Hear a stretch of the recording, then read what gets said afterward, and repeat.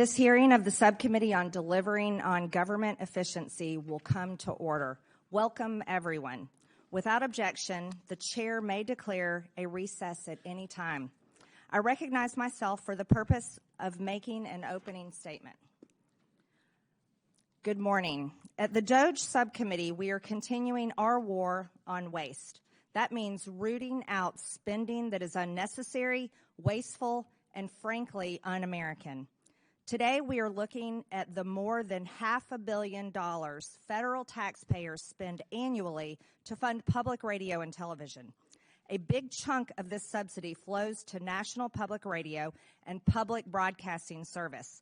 NPR and PBS are the big DC-based entities that create and distribute much of the news and educational content heard and seen on public radio and TV stations across the country.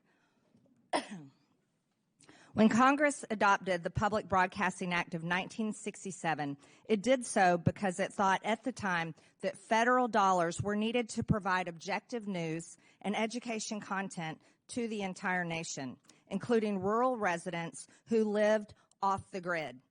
Fast forward a few decades, and a lot has changed. The invention of the internet, for instance, and social media. It's made news and information widely available to those living in remote areas. Americans are increasingly consuming digital media and podcasts. The audience of public radio and television is declining. And I know this because I represent a rural district where farmers listen to podcasts and internet-based news while they drive their tractors. At the same time, NPR and PBS have increasingly become radical left-wing echo chambers for a narrow audience of mostly wealthy, white, urban liberals and progressives who generally look down on and judge rural America. PBS News is not just left-leaning, but it is actively uses taxpayer funds to push some of the most radical left positions, like featuring a drag queen on the show Let's Learn, a show targeted toward young children ages 3 to 8 years old. I want you to know I grew up watching children's programming on PBS. And as a mother who raised 3 children, I felt confident that I could leave the room while my own children were watching children's programming on PBS. But I can tell you right now, Ms. Kruger, specifically, as a mother, if I had walked in my living room or one of my children's bedrooms and seen this child predator and this monster targeting my children, I would become unglued. And that is how most parents feel all over this country. This is not the only example of them sexualizing and grooming children. They've been doing it for over the last decade. In 2015, PBS produced Frontline, put out a documentary, Growing Up Trans, that takes viewers on an intimate and eye-opening journey inside the struggles and choices facing transgender kids and their families. This means that PBS is one of the founders of the trans child abuse industry, all while taking taxpayer money. Brainwashing and transing children is an issue so hated by parents across the country that it was a driving force in the landslide Republican and Trump victory in the 2024 election cycle and presidential race. The news that these entities produced is either resented or increasingly tuned out and turned off by most of the hardworking Americans who are forced to pay for it. They no longer view NPR and PBS as trusted news sources. As a matter of fact, with these people, they're a threat. In fact, when Elon Musk put his hand over his heart and extended it and told the American people his heart goes out to them, PBS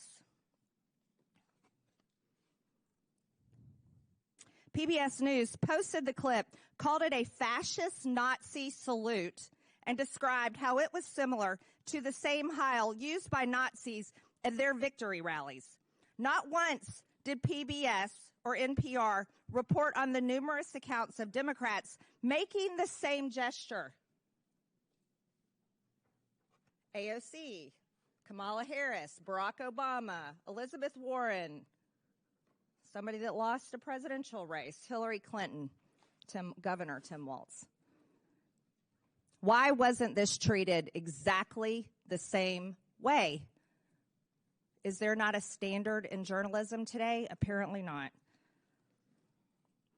Here's How We Lost America's Trust was in fact the title of a powerful essay written last year by Yuri Berliner, a veteran NPR editor. In his essay, Berliner described how NPR's downward spiral accelerated greatly during the first Trump administration. He said NPR dedicated efforts to damage the Trump presidency via relentless pursuit of Russiagate rumors that the Trump campaign colluded with Russia over the election. NPR hosts interviewed Adam Schiff, then the top Democrat of the House Intelligence Committee, 25 times about Trump and Russia. But they made no apologies when the Mueller report found no evidence that the Trump campaign had colluded with Russia, because they did not. Berliner also described NPR's passionate embrace of the left-wing DEI ideology that Americans clearly reject, as evidenced by the November elections. NPR's language and style guides were shaped by race and gender-based affinity groups that dominated the internal culture of the organization.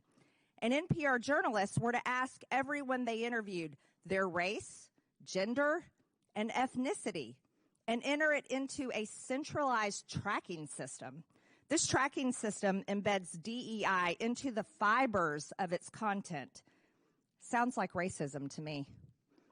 It's a software attached to NPR's content management system where these reporters and producers submit information about their sources' race and ethnicity, gender identity, geographic location, that's kind of scary, and age range. The tool allows NPR to track the demographics of their sources in real time to allow for source diversity. The irony of these supposed diverse sources is that NPR has no real interest in diversity, like having diverse viewpoints. Berliner tried to sound the alarm on this when he checked voter registration records of the editors at DC's NPR headquarters and found 87 registered Democrats and 0 registered Republicans. But NPR treated Berliner like a political dissident in the old Soviet Union. He was driven out of the organization and forced to resign. Sounds like communism. And the ringleader of that effort was NPR's then newly appointed CEO, Catherine Marr, who is before us today. She dismissed Mr. Berliner's wake-up call as profoundly disrespectful, hurtful, and demeaning. In other words, instead of viewing it as a chance to finally right the ship at NPR, she doubled down. In doing so, she made it clear how any further internal dissent would be dealt with on her watch. That does sound like communist China at the taxpayer's expense. And no one should be surprised. NPR installed her in the top job after Ms. Marr was firmly on record with a litany of public comments and social media posts displaying her ultra-progressive views, her scorn for free speech, and her fondness for censorship. So now it's up to Congress to determine if Americans are going to continue to provide her and the organization that put her in charge willingly, after they knew these things, with taxpayer funds to continue to pursue their progressive, or rather communist, agenda. For far too long, federal taxpayers have been forced to fund biased news. This needs to come to an end, and it needs to come to an end now. So I am glad Ms. Marr and Ms. Kerger accepted our invitation to show up today and be held accountable to the taxpayers. I look forward to them answering our questions in full public view and explaining to the American people why they think they deserve Americans' hard-earned taxpayer money. I request unanimous consent that Representative Jim Jordan from Ohio, Representative Ro Khanna from California, Representative Emily Randall from Washington be waived on to today's hearing for the purpose of asking questions. Without objection, so ordered. And with that, I yield to Ranking Member Lynch for his opening statement. Thank you, Madam Chair. I want to thank the witnesses for your willingness to come forward and offer your advice and testimony to this committee. Madam Chair, for over 2 decades of service on this oversight committee, I've worked with members on both sides of the aisle to investigate issues of critical importance to the safety and security of the American people, including the conduct of wars in Iraq and Afghanistan, terrorist attacks against the U.S. compound classified annex in Benghazi, and several major intelligence and security breaches under Democratic and Republican administrations.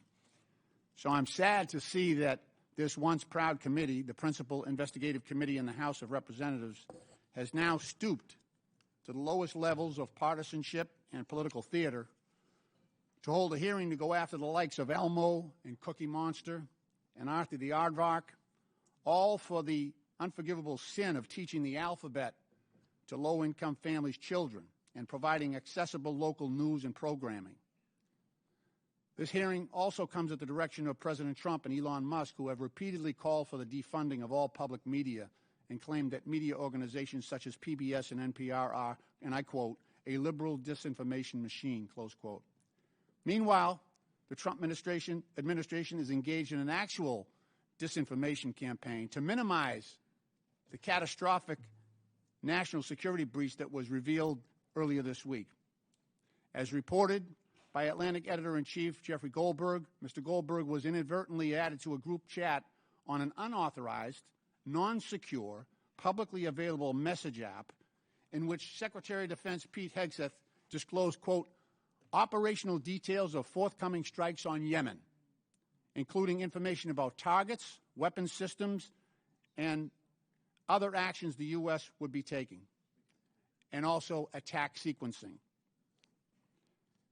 I want to remind my colleagues in Congress that federal law makes it a crime when a person, through gross negligence, removes information relating to national defense from its proper place of custody or delivered to anyone in violation of this trust, ought to be lost, stolen, or abstracted or destroyed. And what's more, if evidence shows that any of the parties who were in on that signal chat lied under oath in the Senate yesterday, Mr. Ratcliffe or Ms. Gabbard, for instance, then certainly conspiracy to conceal that breach would be far worse, where center or criminal intent is in evidence, and would be more likely to invite culpability and possible criminal liability. The Secretary of Defense would be subject to criminal prosecution, and it would be the responsibility of the U.S. Attorney General to prosecute that, but where a conflict exists, it might require a special prosecutor. This security breach severely compromised the safety of American troops in advance of imminent U.S. operations and airstrikes against Houthi rebel positions. It is well documented that the Houthi arsenal includes anti-aircraft capability, ballistic missiles, cruise missiles, rockets, and unmanned aerial attack drones. Mr. Goldberg, who was unwittingly elevated to the clearance level afforded to members of the Joint Chiefs of Staff, was also joined in the exposed group chat by Vice President J.D. Vance, Secretary of State Marco Rubio, and National Security Advisor Mike Waltz, and other senior members of President Trump's national security team. This committee should be questioning every single one of them as to why they were using an unapproved, unsecure messaging app to conduct sensitive, classified discussions about military operations in which our sons and daughters in uniform are being sent into battle. One of the participants was actually sitting in Russia,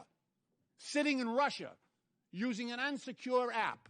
And every member of this committee knows what that means. We've all been advised about which apps are secure and insecure and when it is appropriate to engage in non-critical discussions.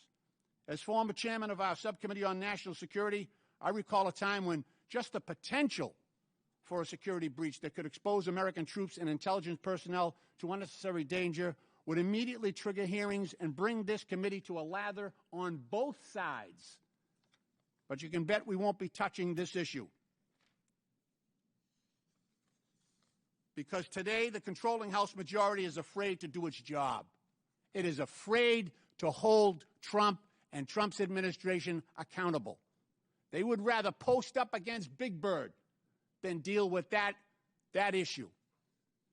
In reference to public media, Elon Musk recently asked, should your tax dollars really be paying for an organization run by people who think the truth is a distraction? Well, I would say about the same about the current administration and its proliferation of disinformation, from claims that Ukraine started its own invasion, to Secretary Heged's assertion that no one was texting war plans. You can read the text today because yesterday in the hearing they said it wasn't classified information. So you can actually go on the New York Times website and read the text that was discussed in advance of our military operations in Yemen. Madam Chair, if shame was still a thing, this hearing would be shameful. And I yield back the balance of my time.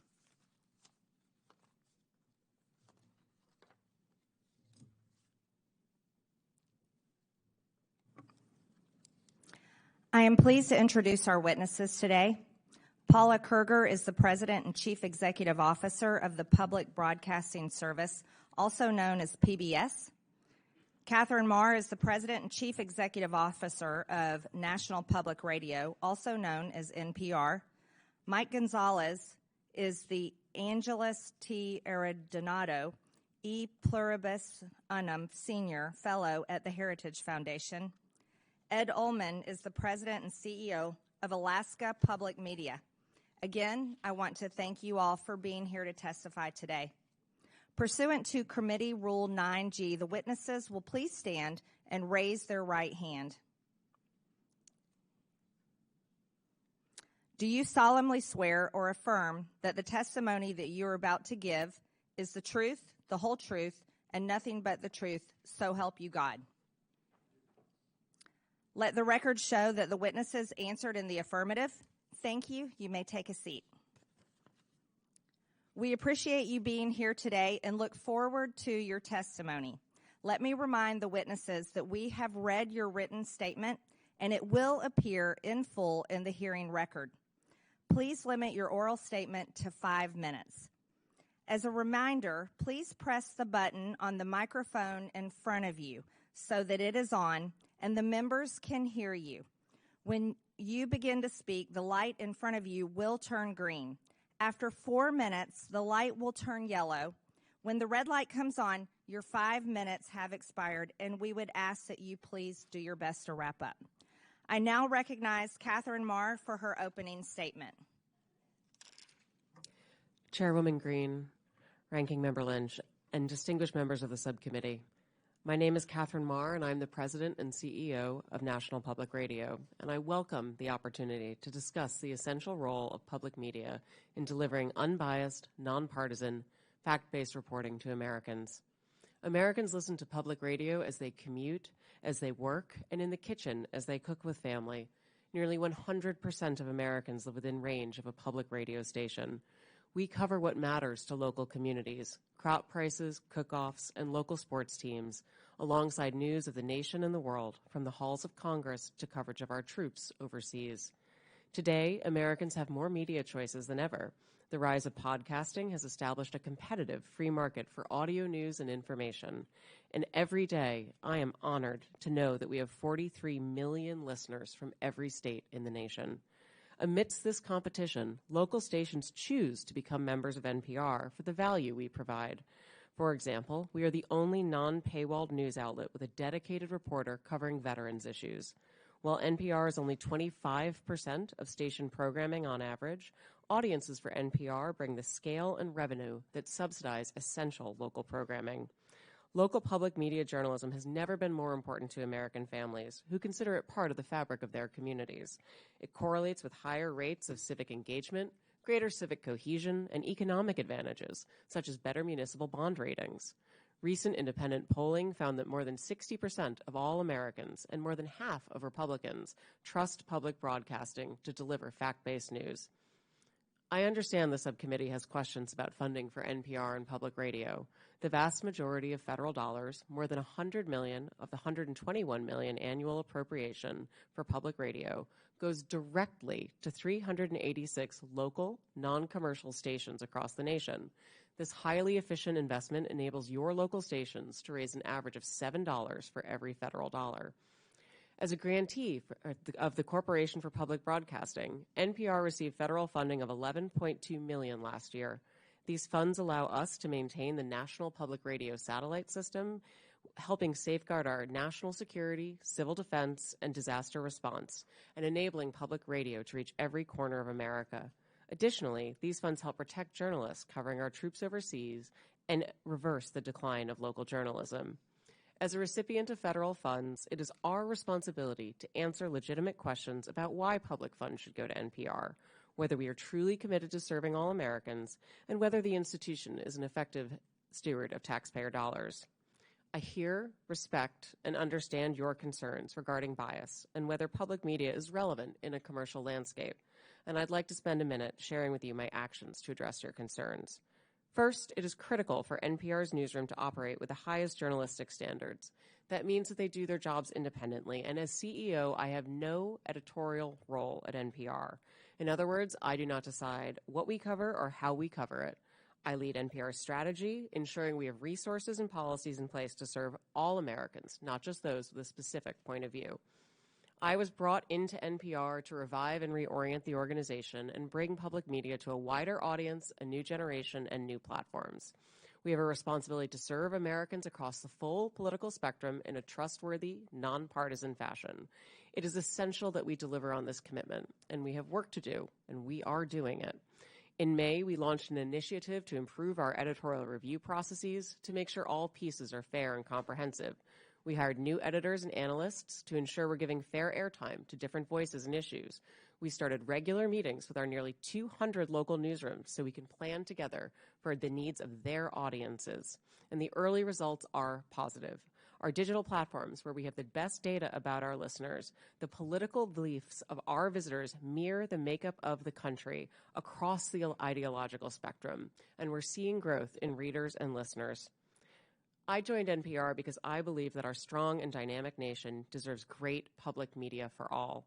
Americans are smart and curious, and they want us to cover issues that matter, from the price of eggs to national security.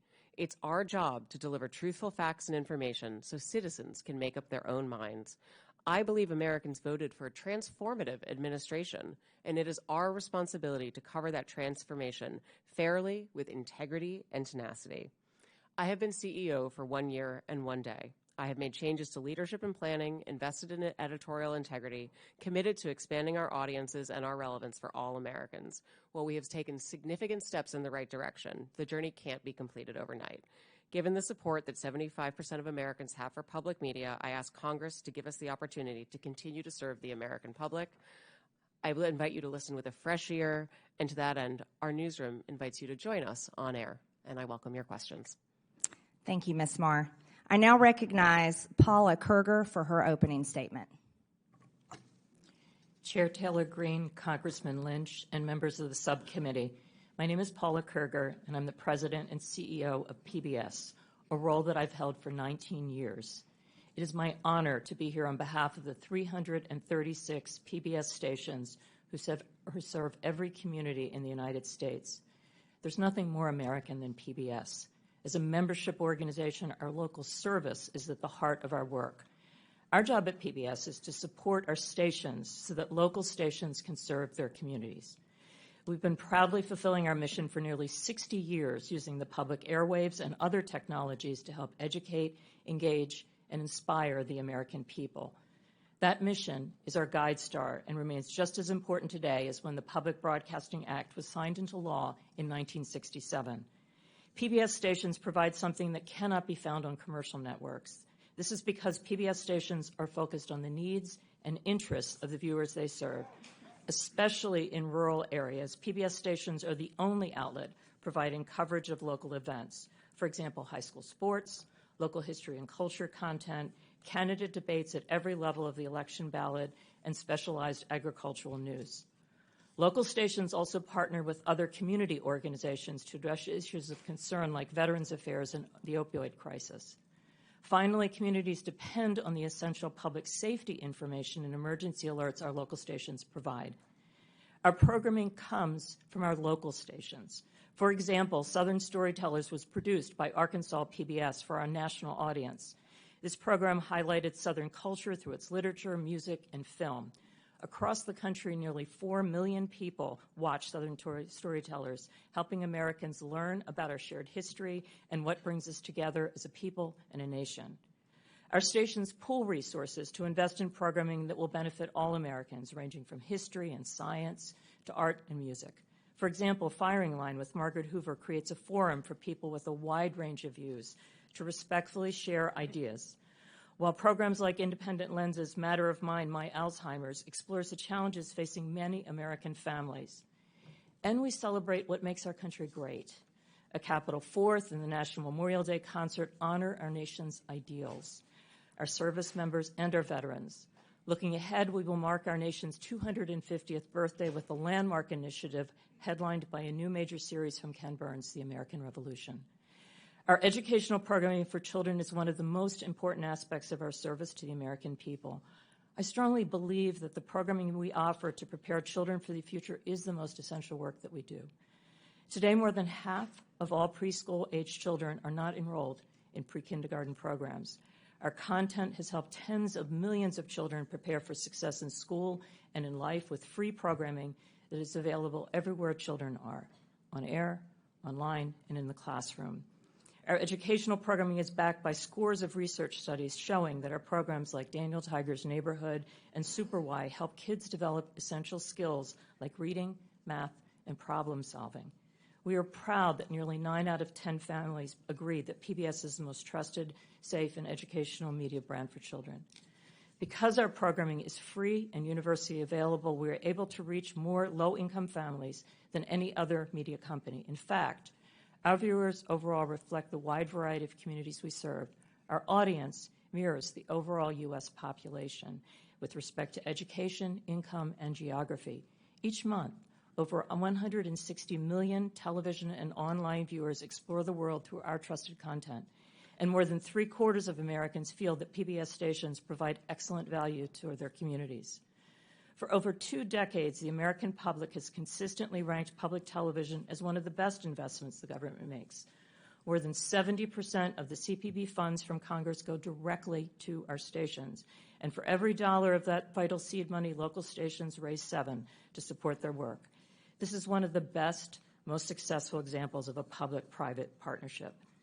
When I think about the need for our service, I think of a man I met during a visit to a local station in Nebraska. He was a rancher with young children, and he drove hours to attend a local station event. He pulled me aside and told me this: we need PBS. We don't live near a preschool. My children have learned to read watching PBS shows, and the shows we watch on PBS are our connection to the rest of America. That is why PBS and the 336 local stations in your communities do what we do. PBS programming and the services that local stations provide bring Americans together. It is valued, needed, and trusted by the American people. I appreciate the opportunity to be here today, and I look forward to your questions. Thank you, Ms. Kruger. I now recognize Mike Gonzalez for his opening statement. Thank you, Chairwoman Taylor Greene, Ranking Member Lynch, for allowing me to appear before you today. My name is Mike Gonzalez. I'm a senior fellow at the Heritage Foundation. The views expressed are my own and should not be construed as representing any official position of the Heritage Foundation. Before joining Heritage 16 years ago, I was a journalist for many years. I worked in Latin America, Asia, and Europe, traveled with the Mujahideen in Afghanistan, was arrested in Panama, witnessed China's takeover of Hong Kong, and covered the stock market for the Wall Street Journal. I have even covered high school sports. I know that journalists can keep their prejudices in check.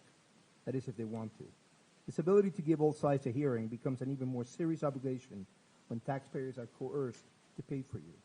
Yet NPR, PBS, and the other state broadcasters refuse to abide by this simple code of decency. For decades, they've asked for more money while telling conservatives to get lost. But the nation today is in a very different place, with $36 trillion in debt, and more importantly, we're seeing not just a shift in our cultural vibe, but a shift in societal paradigms. Through their egregious bias, NPR and PBS have violated the public trust.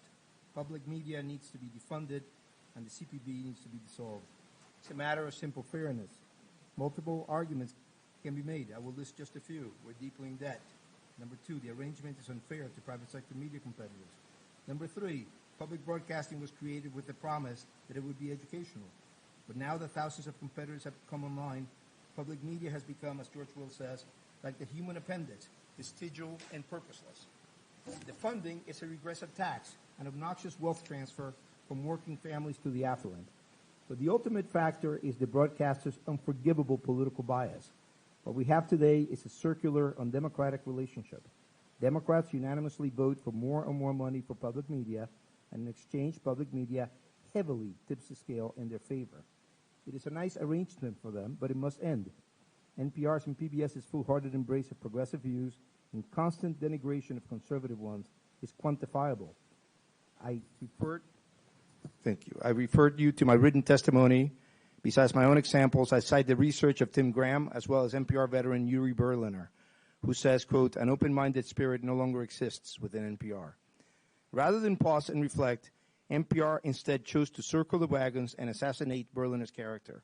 This is part of a pattern. In 2010, NPR fired Juan Williams and vilified him as a psycho after he dared to flout the network's progressive orthodoxy. The people running NPR remain, in Mr. Williams' words, an insulated cadre of people who think they're right and who have a hard time with people who are different. They went completely off the rails when Donald Trump was elected in 2016. Coverage, quote, veered towards efforts to topple the Trump presidency, Berliner said. NPR hitched its wagon to the false claim that Russia had colluded with the Trump campaign. It also refused to cover the Hunter Biden lab story. After the 2020 riots, NPR firmly sided with those who affirmed, without a shred of evidence, that America is an oppressive society gripped by systemic racism. NPR and PBS even justified looting. Rather than use journalism as a truth-seeking tool, NPR and PBS distorted journalism to further a political agenda.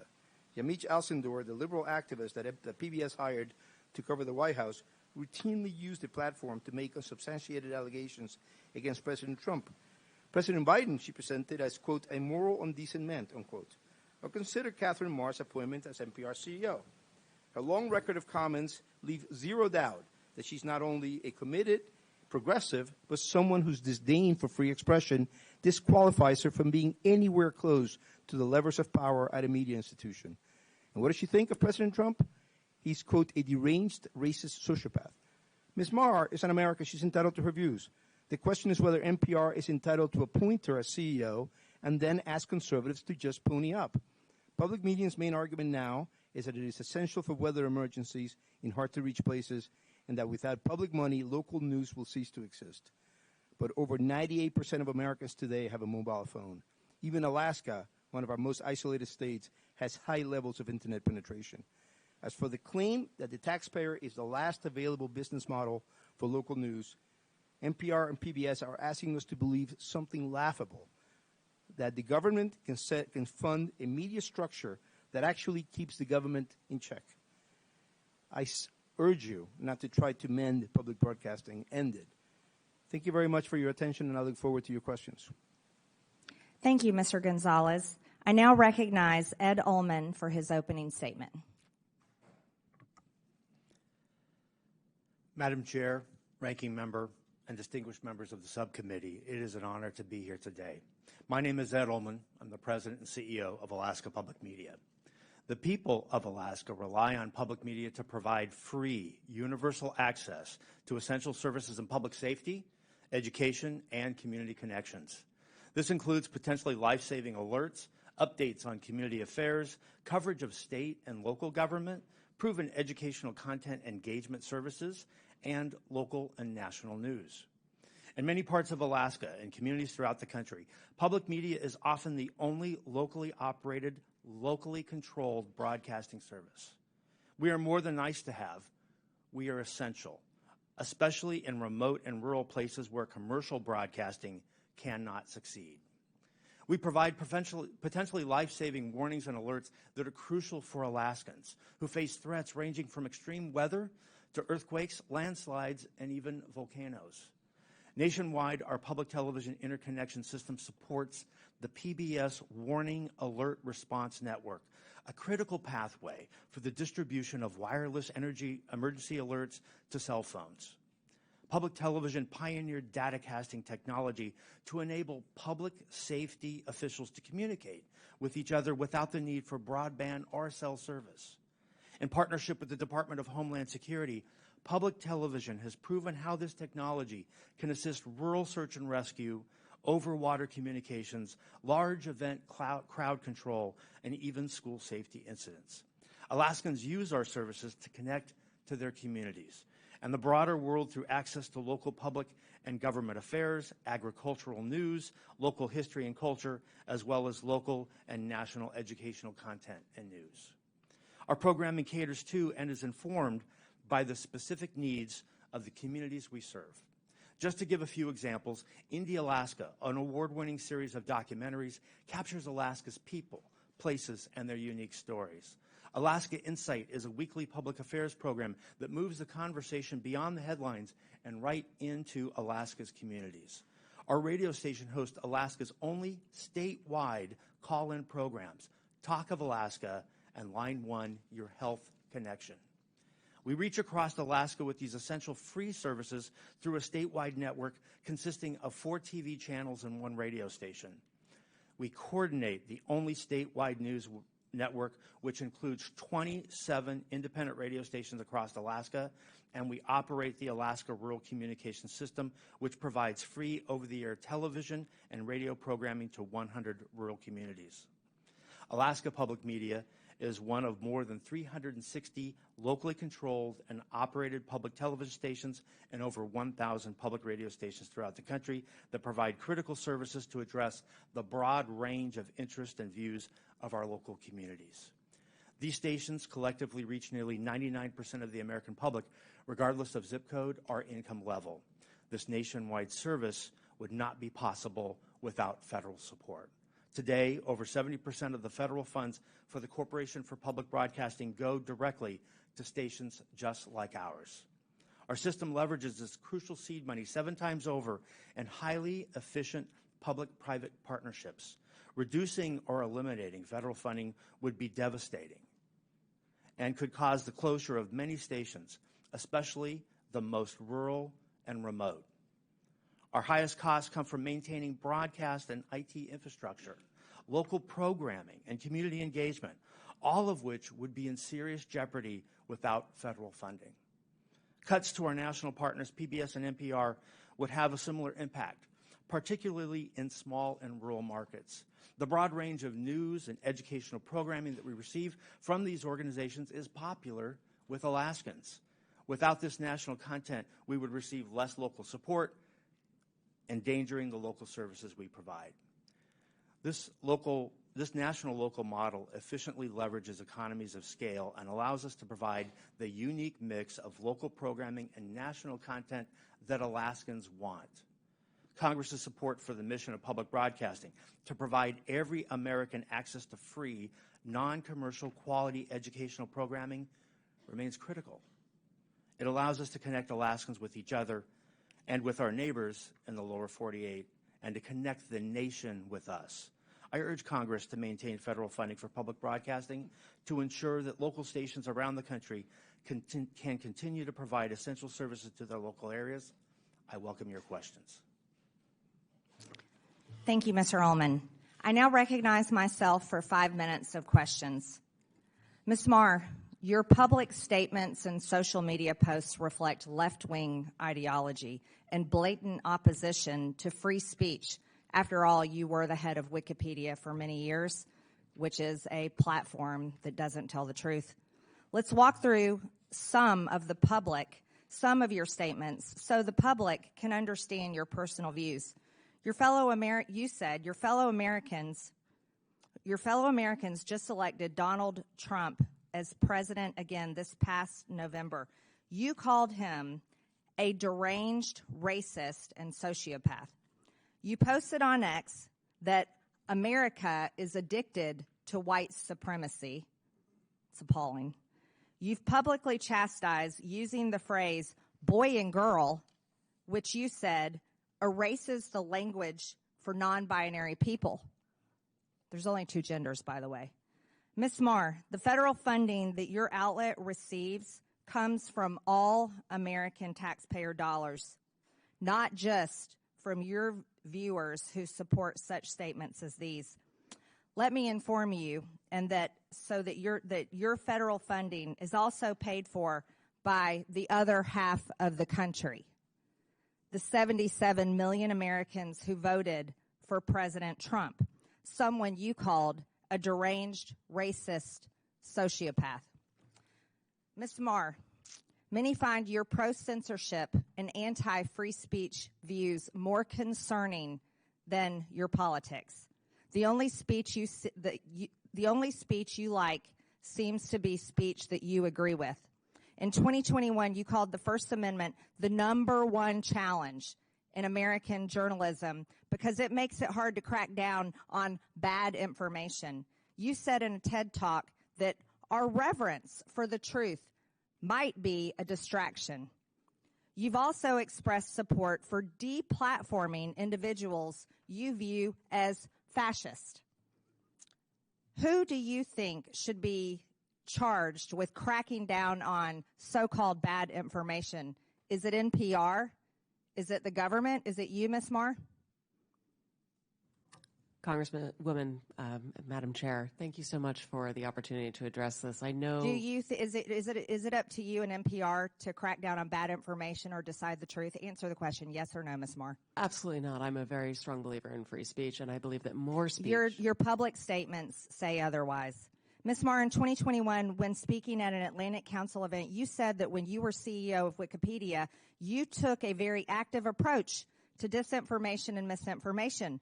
During the COVID pandemic and the 2020 election, you said you censored information through conversations with government. Which governments were those, Ms. Marr? The Biden administration, yes or no? Madam Chair, Wikipedia never censored any information. These are your public statements, Ms. Marr. Ms. Marr, are you familiar with Section 399B of the Communications Act? It prohibits non-commercial education broadcast stations, NCEs, from airing commercials on behalf of for-profit entities. The FCC recently opened an investigation into the underwriting announcements and related policies of NPR and PBS. Does NPR air commercials for for-profit entities, Ms. Marr? Yes or no? Madam Chair, we are in full compliance with the FCC's inquiry and will continue to cooperate. I remind you you're under oath, and violations of the Communications Act comes with a fine up to $10,000 and possibly up to a year in prison. Does PBS air for-profit commercials, Ms. Kruger? We air underwriting announcements, and we believe we are in full compliance with the FCC, and we look forward to delivering the material required in this part of this investigation. We look forward to that, too. I'm assuming both of you are concerned about this, and that's why you brought so many attorneys with you today. Ms. Kruger, using taxpayer subsidies, PBS funded Independent Lens to make documentaries for part of your programming. In 2016, Real Boy was aired about a trans teen navigating adolescent sobriety and the ramification of his gender identity. In 2022, the same series aired Our League, in which a trans woman comes to her old school Ohio bowling league in a story about transition. Then in 2024, A Racist Trees was aired, telling a story of how in Palm Springs, a black neighborhood fights to remove a divisive wall of trees. Do you think PBS needs to fund ridiculous material such as this that the taxpayers are having to pay for? These are documentary films that are point-of-view pieces that are part of our primetime schedule for adults. And parents and adults don't trust that type of programming.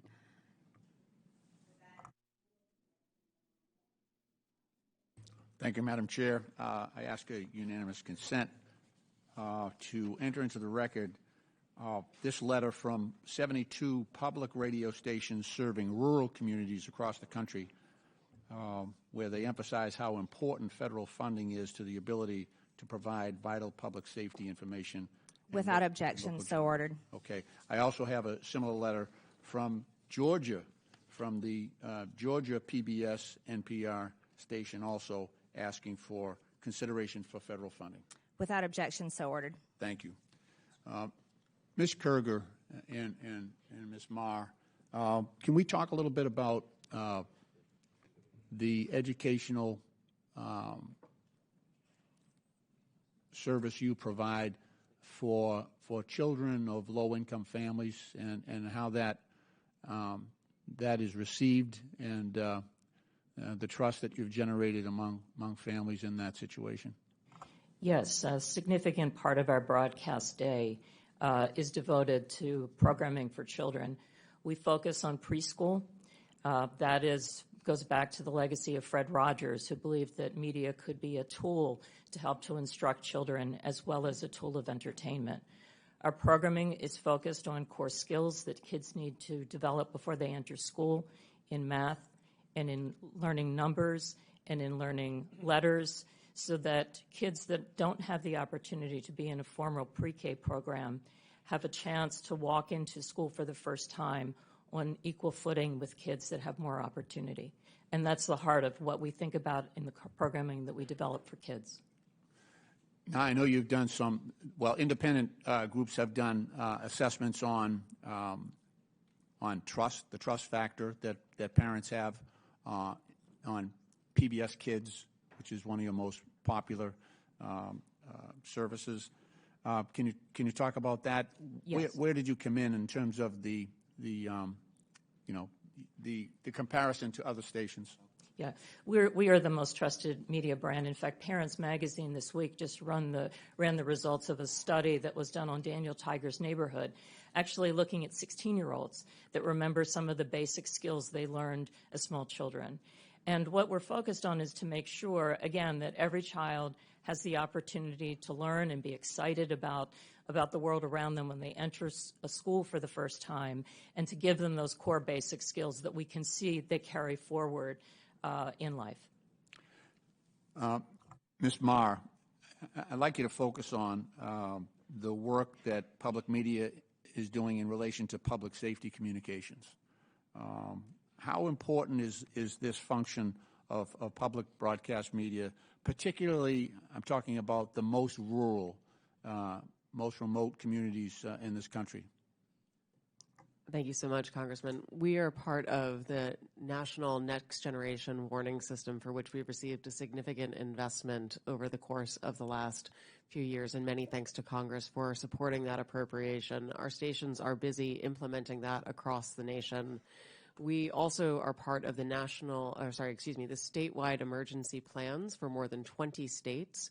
You'll see the importance and value of public radio in particular when we face extreme weather.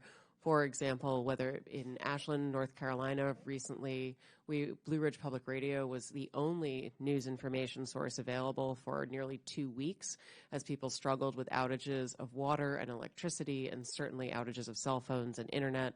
Recently as well, my colleague from Alaska would be able to speak to Raven Public Media, which had a very similar experience of 2 weeks of outages in which the local media station was, again, the only source of information for that community. When everything else goes down, public radio is there, available to first responders to be able to communicate directly about issues of harm and ensure the public has access to vital, critical information.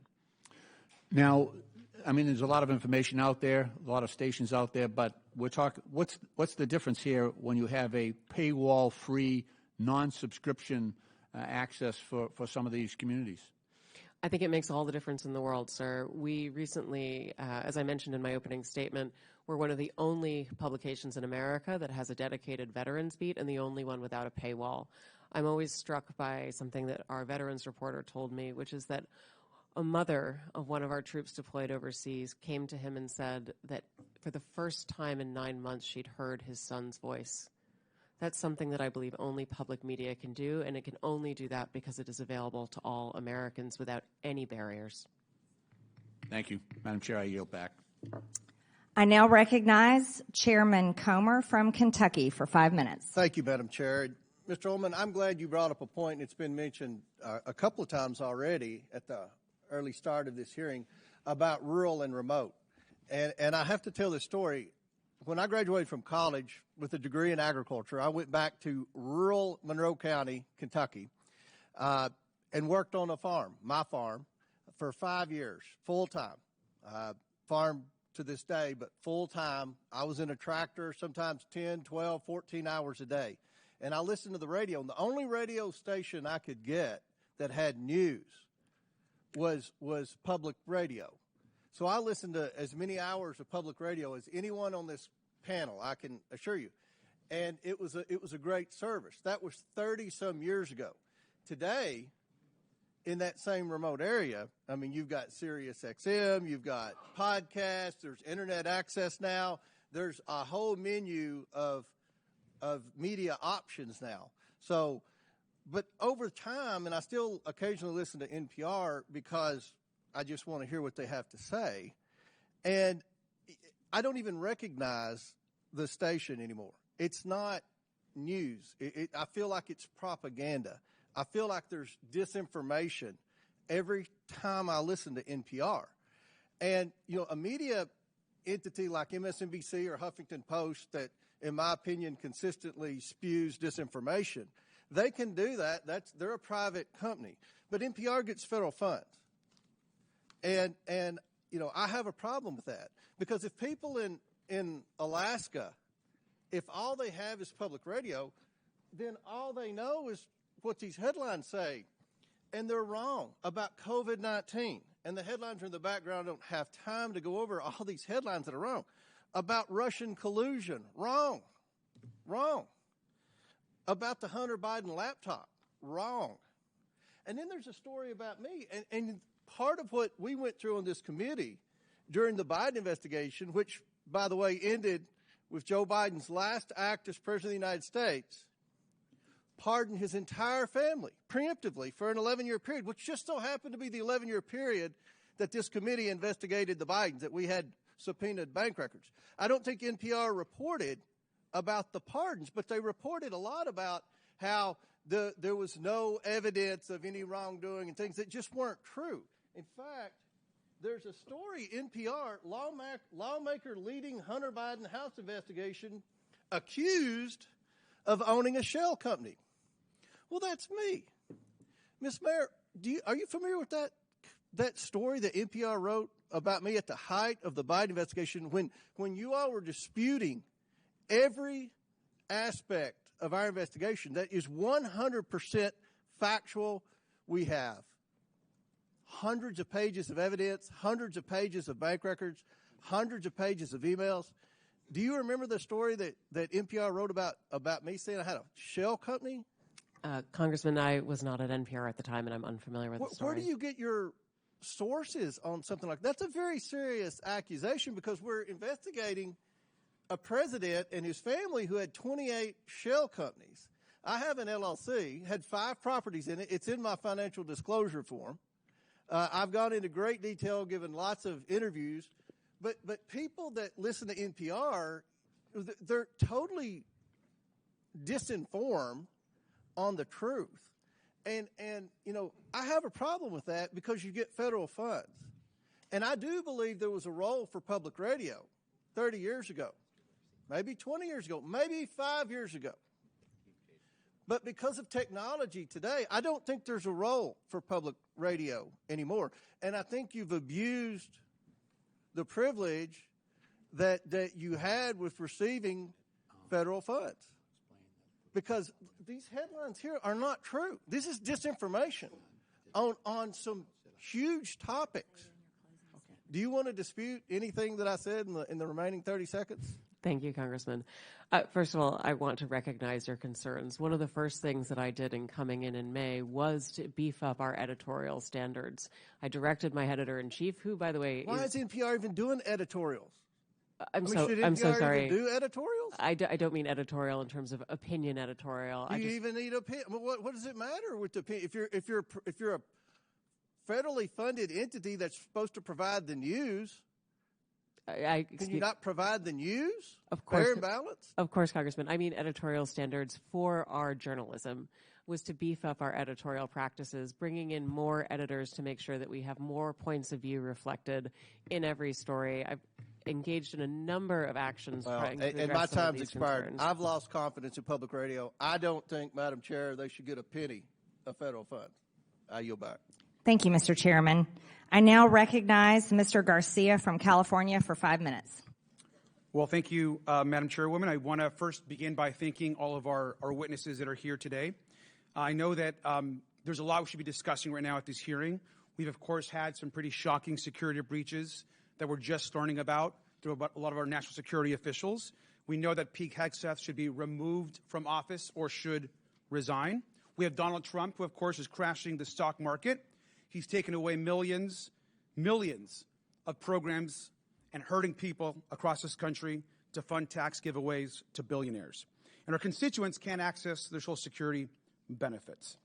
Now, I think actually Chairwoman Greene supports everything that the Trump administration is actually doing. So instead of a serious hearing, we're here to attack NPR and PBS. So let's get right into it. Now, Ms. Kerger, the American people want to know, is Elmo now, or has he ever been, a member of the Communist Party of the United States? A yes or no? No. Now, are you sure, Ms. Kerger? Because he's obviously red.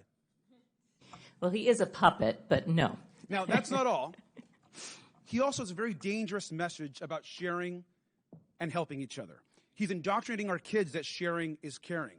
Now, maybe he's part of a major socialist plot, and maybe that's why the Chairwoman is having this hearing today. But let's talk about somebody else. Let's talk about Cookie Monster. Now, we know that Health Secretary RFK Jr. is coming out against fast food and baked goods. Are we silencing pro-cookie voters? Yes or no? Ms. Kroger. But cookies are a sometime food. Well, thank you. And now, I agree with you. And let's also talk about the most important, maybe, character on Sesame Street. This is actually Big Bird. Now, Ms. Kroger, since Elon Musk actually fired USDA workers who have been working on the bird flu, does it make sense to also fire Big Bird? Yes or no? We would like to keep Big Bird. I completely agree with you. And now it gets even worse. Now, this is actually a tweet that Big Bird actually sent out about the COVID-19 vaccine, encouraging folks to actually get their vaccination, which, of course, we believe in vaccines. Now, perhaps the reason why we're having this hearing is because our chairwoman, Ms. Greene, has actually said some really negative things about getting vaccinations. And that perhaps is why we are here. And so we support Big Bird being pro-vaccine and promoting vaccines across this country. Now, I will admit, though, the extreme liberal agenda that you're all pushing, I think, doesn't stop there. This, of course, is Bert and Ernie. Now, these two guys actually live together. They're friends. They're supportive of each other. Now, that might be triggering to our chairwoman and some on this committee, and perhaps that's also why we're here today.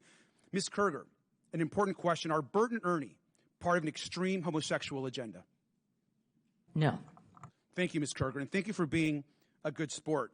Now, I'm obviously using some humor here, but the fact that we're sitting here today talking about defunding public television is actually not funny.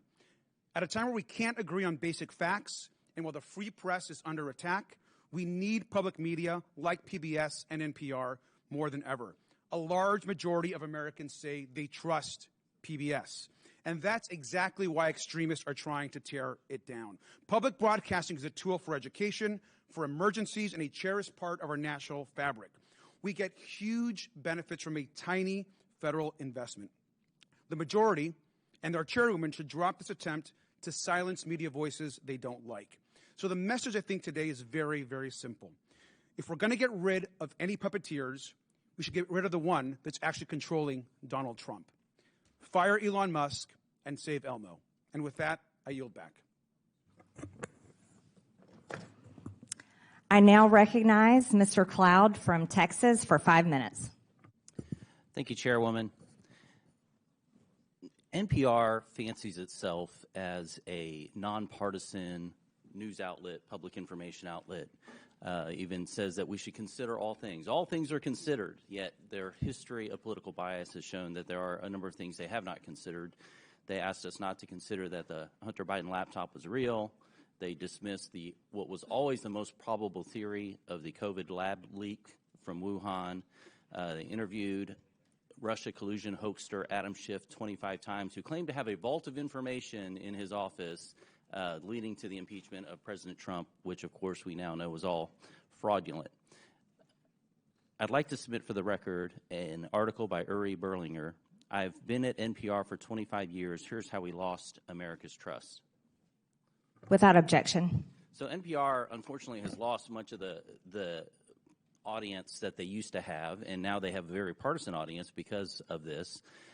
Who do they bring in to fix it? They bring in Ms. Maher, who has a history of commentary of promoting Marxist ideology, including critical theory. Said we should not use the terms boy or girl, has called our president a deranged racist sociopath, and said that our reverence for the truth has become a distraction that is preventing us from finding consensus and getting important things done. And one could look at that and think that maybe, in your view, promoting groupthink is more important than finding the truth. I thought we liked diversity of ideas, especially, and that as an online encyclopedia that you used to manage, activism was more important than accuracy. Now, I had an uncle who used to say that you should never let the truth get in the way of a good story.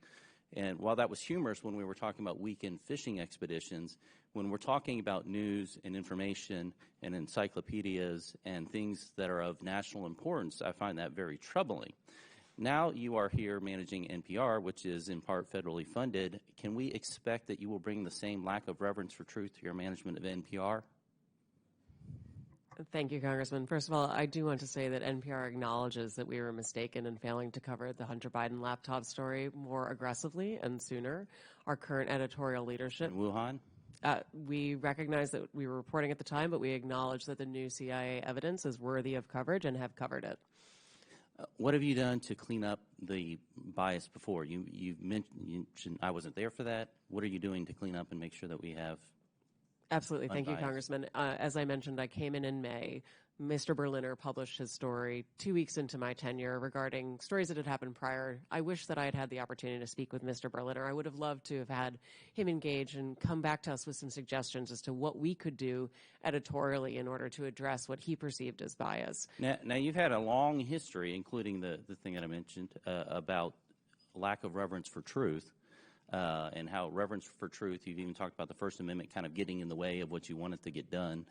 And then you're wanting us to believe that NPR is now taking this non-biased approach. I mean, where was the come to Jesus moment for you, I guess, that has turned you around and that we can trust the American taxpayer dollars with your leadership of NPR? I so appreciate the opportunity to perhaps clarify some things. My talk about truth was really referencing the way that people use truth to refer to belief as opposed to facts. And my encouragement was that we focus on facts. With regards to the First Amendment... That's not what your comment said. Your comment said that truth was getting in the way of getting things done and that you were prioritizing what you wanted to get done over truth. And that's really unfortunate.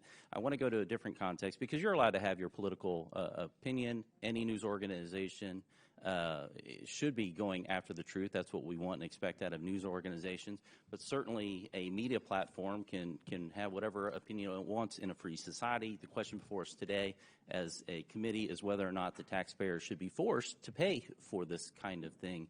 Mr. Gonzalez, I wanted to get your take on this about why the corporate public broadcasting is it still relevant today? I mean, we're in a different context than we were in the 60s where maybe not every home had a television. Now many of them have multiple televisions, and certainly most have a screen in their pocket most times during the day. I have 3 here on my desk. And so it seems like we're in a different context. Like, where could we possibly get the news today or information? Could you speak to the importance or lack thereof of the Corporation of Public Broadcasting in the context of where we are today in society? Yeah, right. When it came on after the passage of the 67 Public Broadcasting Act in the early 70s, there were only 3 networks. We had Cronkite, Reasoner, and the other guy. And PBS added by a third the number of networks that we had. That's not the case today. And as far as education, which has been diminished, and by the way, I believe that Sesame Street was sold to HBO 10 years ago. But as far as the educational value, we have an unending stream of educational content online.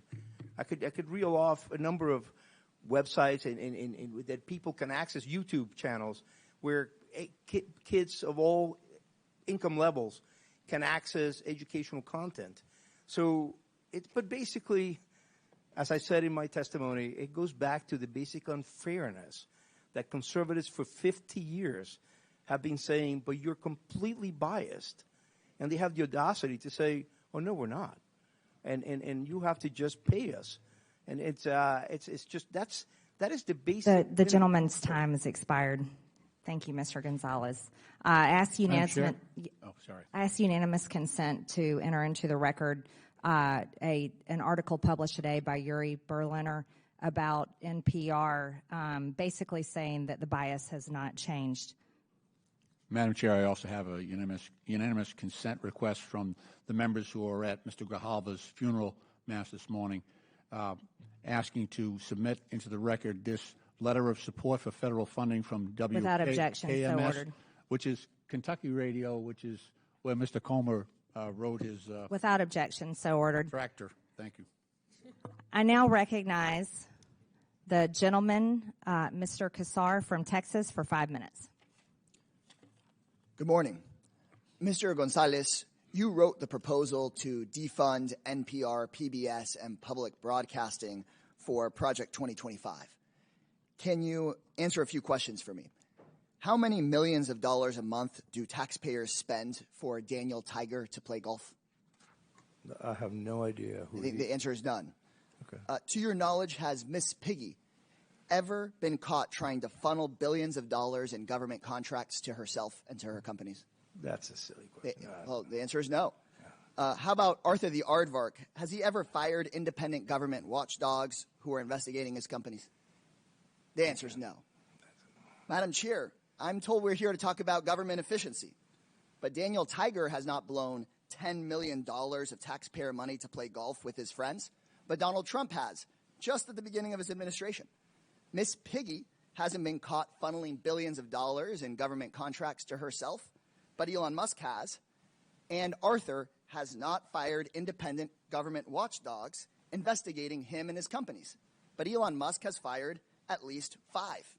So once again, my Republican colleagues are dragging in a scapegoat, this time PBS and NPR, to try to distract from the fact that Trump and Musk are robbing working people.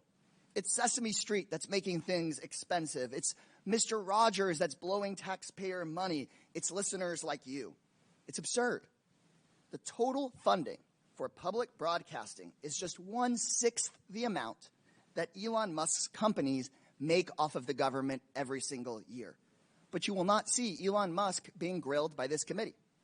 I've seen a lot, but pointing the finger at Elmo to cover for Elon Musk might be a new low for Miss Marjorie Taylor Greene's committee. I don't think Americans are buying it. Here's what I think we should be having a hearing about. After Trump and Musk took over the government, reporters noticed that the State Department was trying to funnel $400 million taxpayer dollars to Tesla. The State Department said it's an old contract, no news here. But because of a brave whistleblower and an NPR reporter, they exposed the corruption and the lies. Madam Chairwoman, if we want to look into waste, fraud, and abuse, why not look into that? Elon Musk, who's running cabinet meetings, who's running the White House, was trying to funnel money to himself.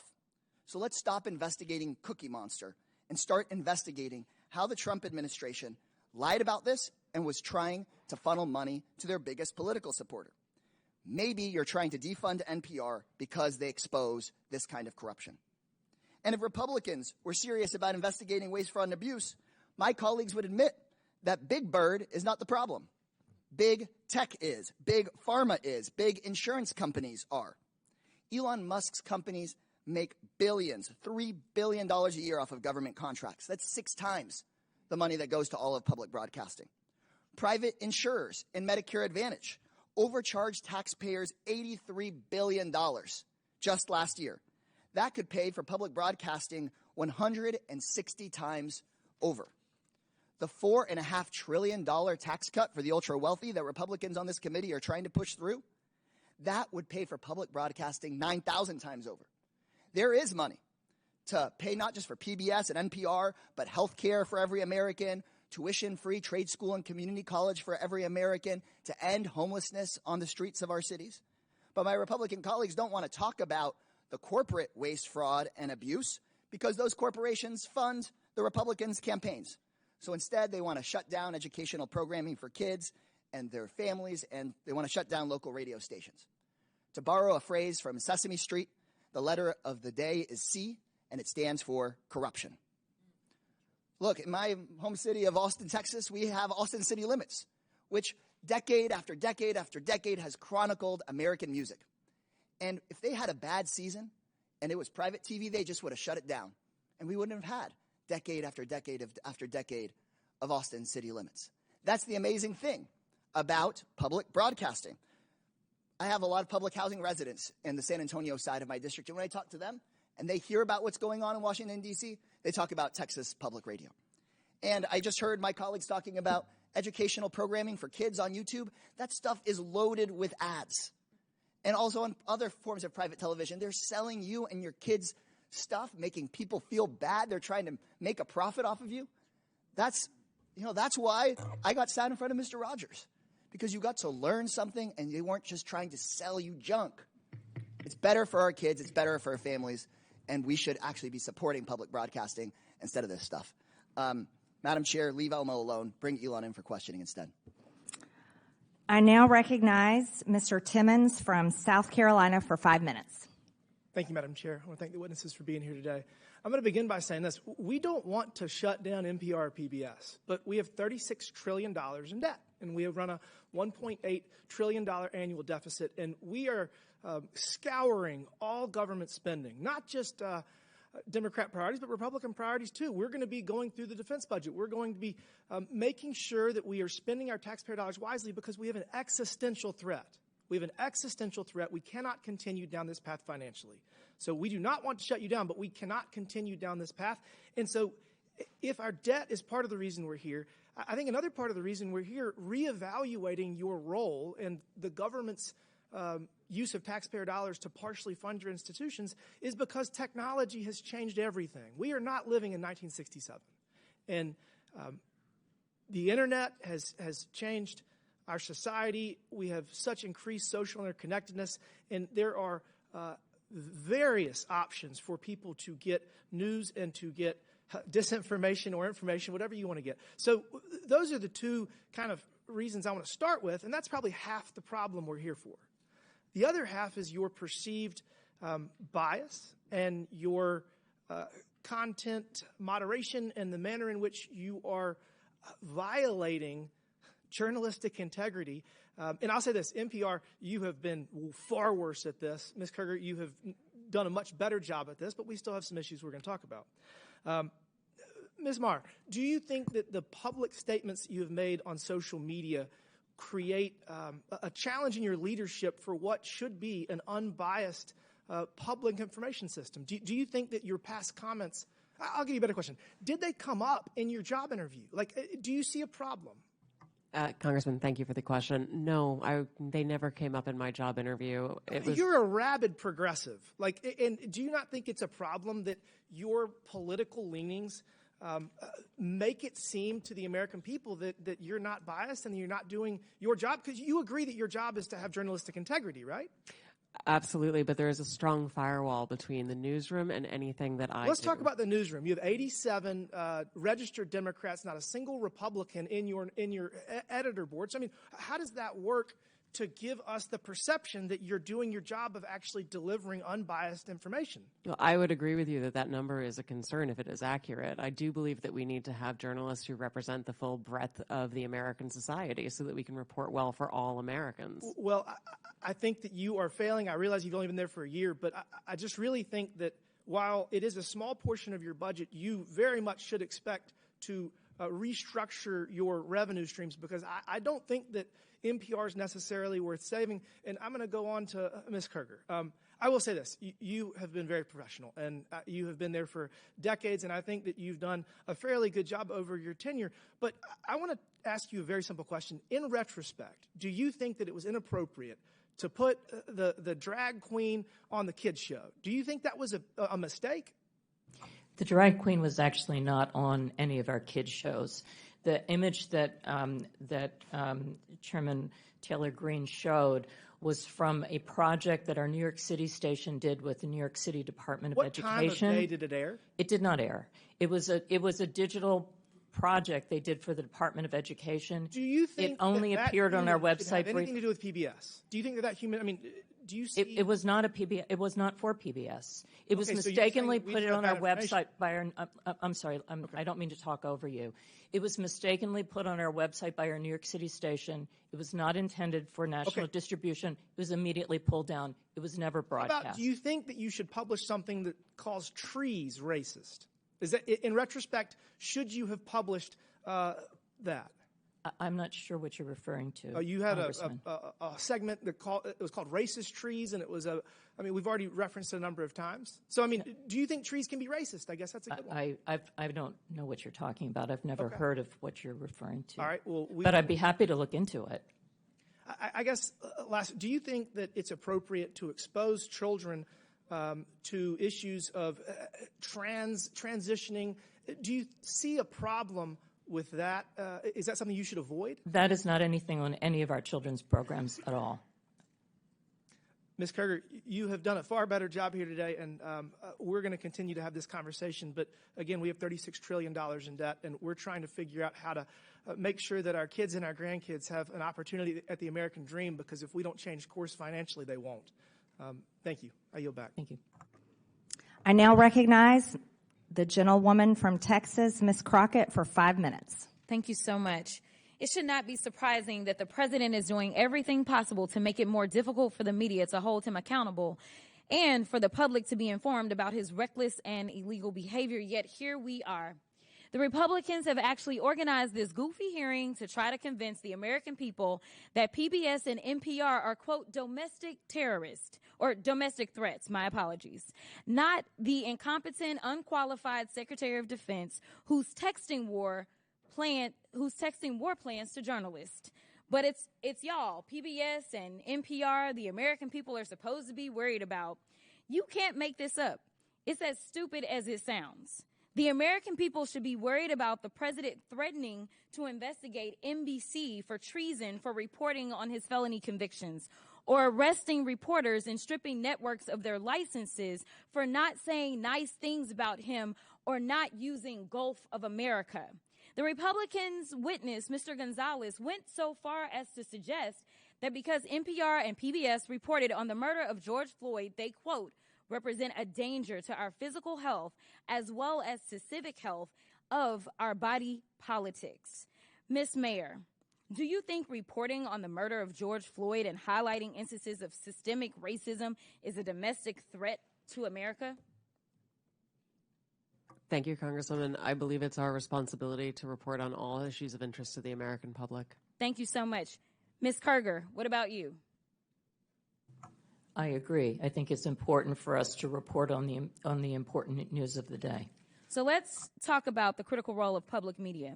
During his first term, President Trump's own Department of Homeland Security highlighted the importance of public broadcasting's role in public safety. In 2018, his administration stated, quote, PBS and local public television stations play a crucial role in protecting communities by delivering essential information to individuals and first responders. These benefits are all made possible by public broadcasting stations' unique reach, reliability, and role across America, and are especially vital in rural and underserved areas. Madam Chairwoman, I would ask unanimous consent. I seek unanimous consent to enter into the record the 2018 Without report. objection, so ordered. And Madam Chair, I also seek unanimous consent to enter into the record the 2019 report titled Modernizing the Nation's Public Alert and Warning System from Trump's... Without objection, so ordered. In the report, FEMA encouraged, quote, the use of public broadcast capabilities to expand alert, warning, and communication capabilities to fill gaps in rural and underserved areas. Mr. Ullman, What's a more significant domestic threat, reporting the murder of George Floyd or dismantling most of America's emergency communication systems? Can you please repeat the question for me, Congresswoman? Which one is more of a threat, reporting the murder of George Floyd or dismantling most of America's emergency communication systems? Dismantling the emergency systems. And isn't it true that in Barrow, Alaska is the only, isn't it true that KBRW-AM in Barrow, Alaska is the only broadcast service available in an area of more than 90,000 square miles? That is correct. It's also the North Slope, where the majority of all the oil production that comes from Alaska takes place. Thank you so much. And isn't it true that without these stations' broadcast, Americans in rural communities would lack access to life-saving information and public safety alerts? That is correct. So in your opinion, would eliminating funding for stations in rural America like WNGH, Channel 18, and the Chairwoman's District hurt Americans? It would hurt Americans, yes. In fact, Georgia Public Broadcasting serves as the official distributor of evacuation route information during state-ordered evacuations, and the chairwoman is here advocating to strip their funding. Look, the DOGE agenda isn't about government efficiency. It's about breeding corruption at the expense of the safety of the American people, particularly Americans living in rural or remote parts of the country. They don't care about public safety. They don't care about emergency management, and they don't care about free speech, all of which are harming American people. In fact, I'm going to skip off real quick because they have tried to come for you, Ms. Mayor, and I just want to clarify, you did not work for NPR when those statements were made, did you? That is correct, Madam And to Chair. be clear, free speech is not about whatever it is that y'all want somebody to say. And the idea that you want to shut down everybody that is not Fox News is bullshit.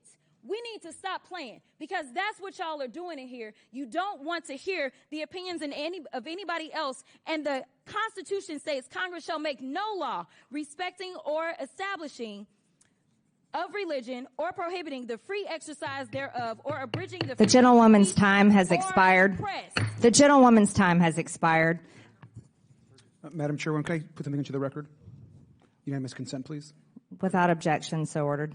Thank you. I'd like to put under this NPR article what Biden preemptive pardons for family members could mean for presidential powers. If I could submit to the record. Without objection, so ordered.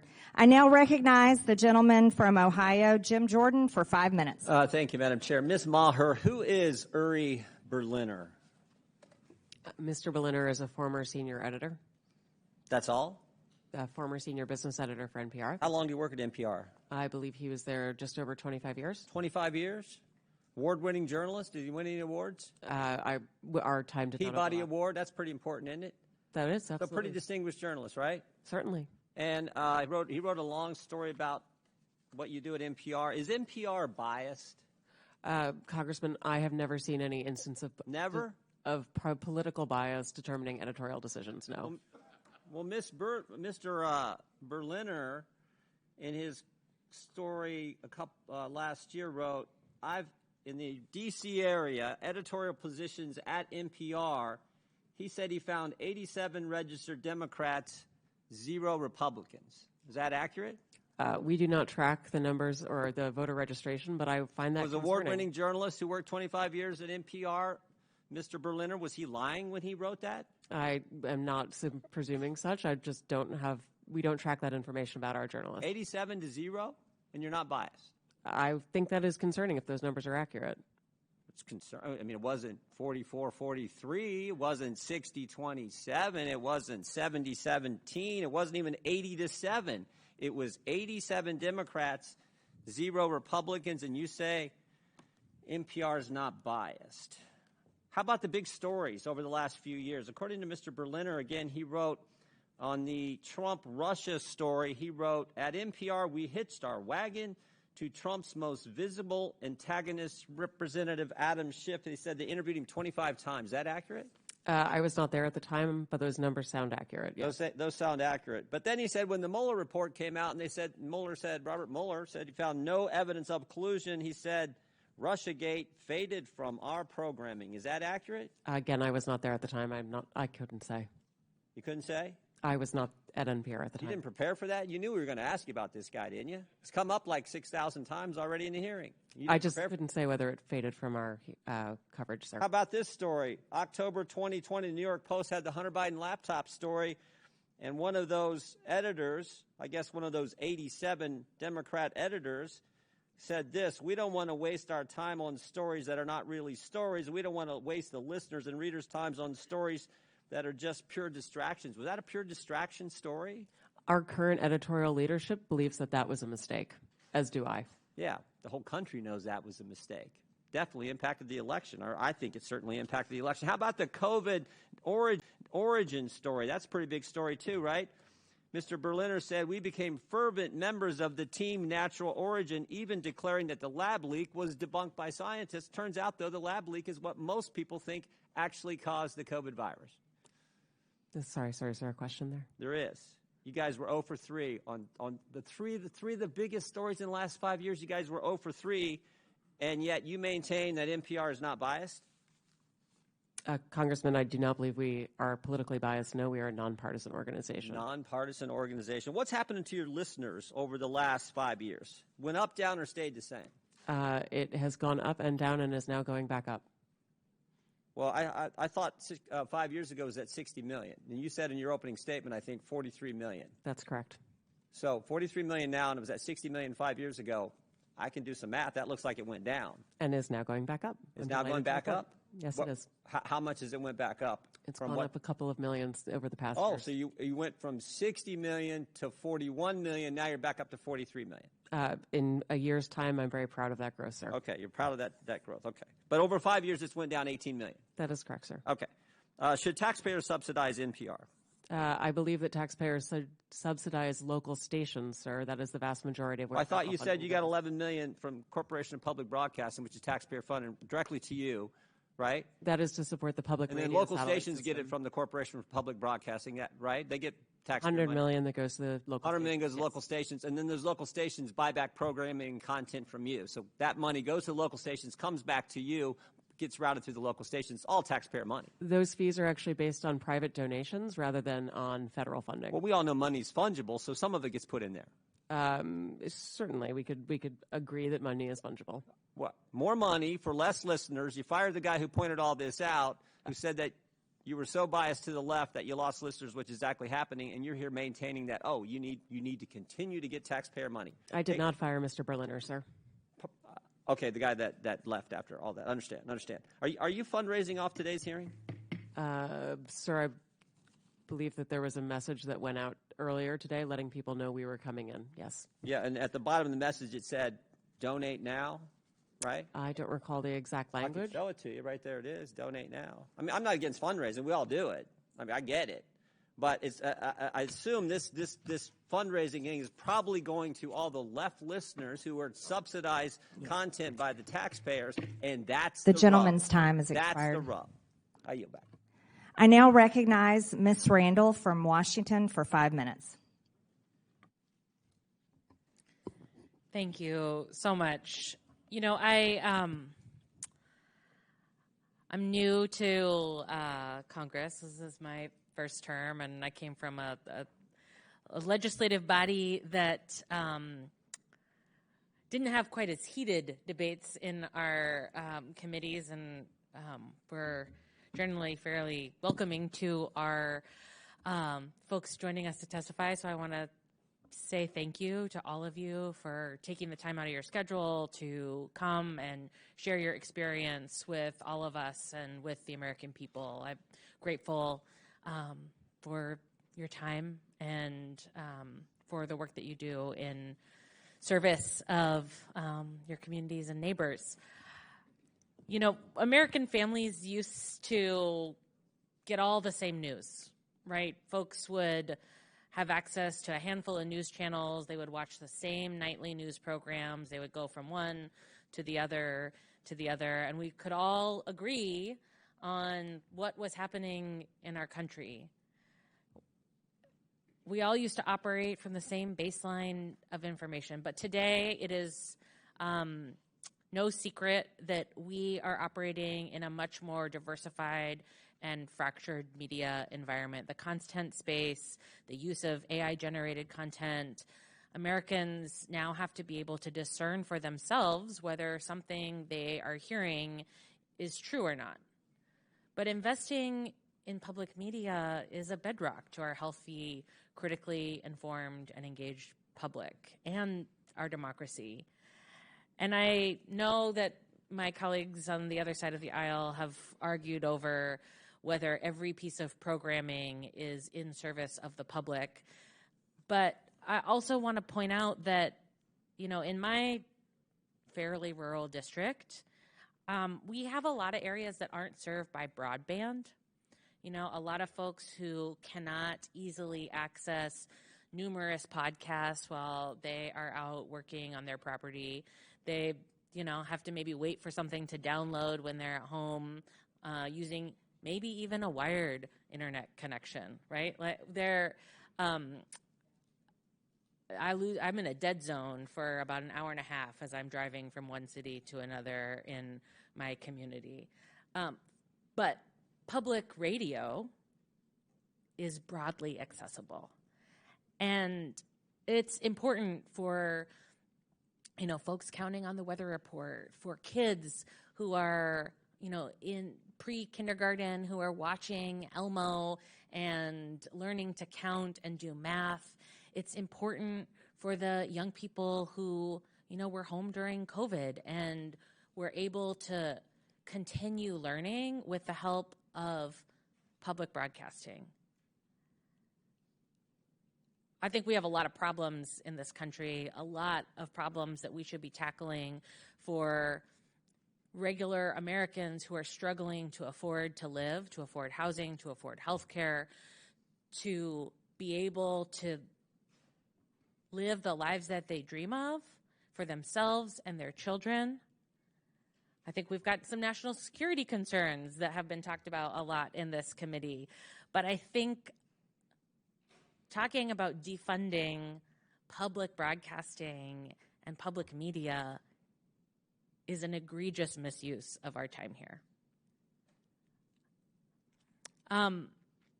Mr. Ullman, when we talk about cutting funds for the Corporation for Public Broadcasting, we're talking about those local small stations that rely on that money.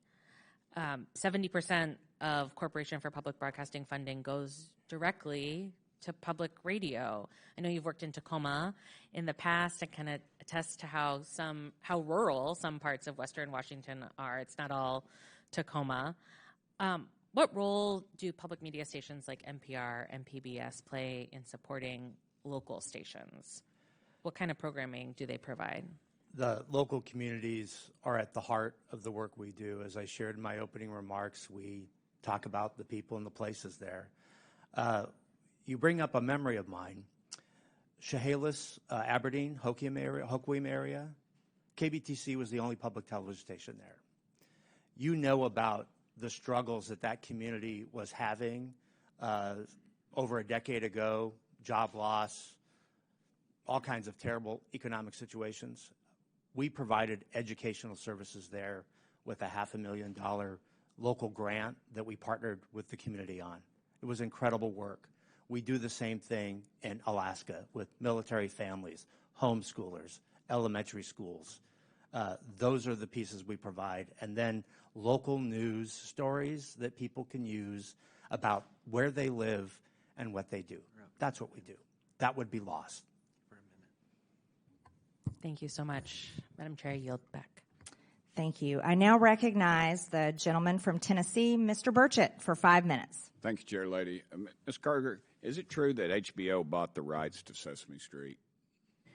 No, it did not. It developed Sesame Street entered an arrangement with HBO for a number of years. And it was a paid arrangement, correct? Yes, which allowed us to get the series for free during the period of that time. How much money was transacted during that? I don't know. Sesame Street is a private organization. It is separate from ours. Okay. Ms. Meyer, what about Lee Greenwood's God Bless the USA as propaganda? I'm sorry, sir. Could you repeat the question? What about Lee Greenwood's "God Bless the USA" is propaganda? I don't believe that is propaganda, sir. Okay, well, in January, North County Public Radio, and that's a subsidiary of NPR, had Daphne Brooks, who apparently is a black feminism scholar, on its show where it was hosted by the host Brittany Lewis, and it says, have you ever watched something on TV and thought, okay, now this is propaganda? Have you ever had that moment? To which Daphne Brooks replied, whenever I see Lee Greenwood singing Proud to be an American. I believe that represents the individual we interviewed on air, not the position. And yet you say there's no bias on NPR. That is not a that is not a biased statement, ma'am. That is not even both parties wrap themselves around this song every time there's a national conflict. Lee Greenwood sings it, and he does a beautiful job. But you say there is no bias in NPR. That is that individual's opinion, and she, of course, is entitled to it. But that is not the position of NPR. Ma'am, you said in your opening statement that you were going to be transformative, and I believe you failed to do that. Let me ask you, why did you call President Trump a fascist and a deranged racist sociopath in 2020? Congressman, I appreciate the opportunity to address this. I regret those tweets. I would not tweet them again today. They represented a time where I was reflecting on something that I believe that the president had said rather than who he is. I don't presume that anyone is a racist. You don't believe anyone is a racist? I don't start by presuming anyone is a racist, sir. Okay. Has NPR or PBS ever conducted an internal review to assess whether conservative or right-leaning perspectives are fairly representative news and programming? Congressman, what we look at is the distribution of people who listen to our work, and we can tell you, and I'm proud to tell you, that for our digital, our podcasts and our website, the distribution of Americans who come to NPR does reflect the political distribution of the nation. In fact, the distribution on our websites, 33% of folks who come are conservative versus 28% who are liberal, and the rest identify as independent. So the largest group is conservatives who come to NPR's websites. So you believe that most Americans think President Trump is a fascist and a deranged racist sociopath? I don't believe that at all, sir. Okay. Ma'am? We obviously are constantly looking at the voices that we bring forward. We take to heart our commitment to bringing forward perspectives from across the country. Our programming comes from our local stations. And I mentioned in my opening comment the series that we did out of Arkansas, Southern Storytellers. That's just one little example. 10% of our schedule is news. The rest of it is either children's programming or programming based on history to give us all a collective expression. And we're constantly looking to making sure that we're bringing forward a diversity of viewpoints and perspectives and experiences that really do make up the fabric of this country. Okay. NPR senior editor Early Leonard, it's been mentioned before, but he was quoted as saying an open-minded spirit no longer exists within NPR, and now, predictably, we don't have an audience that reflects America. Yet you stated that the audience does reflect America. He was suspended without pay for 5 days for saying this, and of course he eventually resigned in April 2024. You've also stated that federal funding is essential for NPR to operate, but also claim only 1% of your funding comes from the federal government. Which is it? Mr. Berliner was suspended for the outside work policy, not for what he said, sir. In terms of federal funding, the federal funds go to support our operation of the public radio satellite system, which enables all of our local stations to be able to communicate information and broadcast, including... As stated earlier, ma'am, funding is very fungible. It flows wherever it needs to. I don't buy that argument. We do have I wonder if any of the members of the committee would comment real quickly. Would you agree that Real America's Voice, Newsmax, Fox, or News Nation, if they were to see federal funds, would you all support that? Yes or no? Mr. Ullman? Yes or no? I'd have to get back to you on that. Ma'am? Yeah. I actually don't have an opinion about that. Ma'am? I don't have an opinion about that, sir. That would be Congress's decision. Thank you, Chair Lady. Thank you. I now yield to The gentleman from California, Mr. Khanna, for 5 minutes. Thank you, Madam Chair, and thank you for allowing me to wave on to the committee. Mr. Gonzalez, I read with interest your testimony. It was so angry, so I thought I'd try to lighten things up a little bit. Who are 3 of your favorite characters on Daniel Tiger, or what episodes are your favorites? Representative Khanna, thank you very much for the opportunity to lighten up. I think I've taken a time machine here. Sesame Street went to HBO. Daniel Tiger, do you have some favorite characters? Oh, the owl? Any of them? No, none. What does Ugga Mugga mean to you? Nothing. You've never heard the expression Ugga Mugga? I don't think so, no. It's affection. Have you ever watched a Daniel Tiger show or know any families who watch a Daniel Tiger show? I don't think so, no. You've never watched one? I've never seen Daniel Tiger. On it. Sorry. Do you know what Daniel Tiger is a successor to? And I don't know Daniel Tiger, so I don't know what he's. No, the show. What it's a successor to? Do you know? No.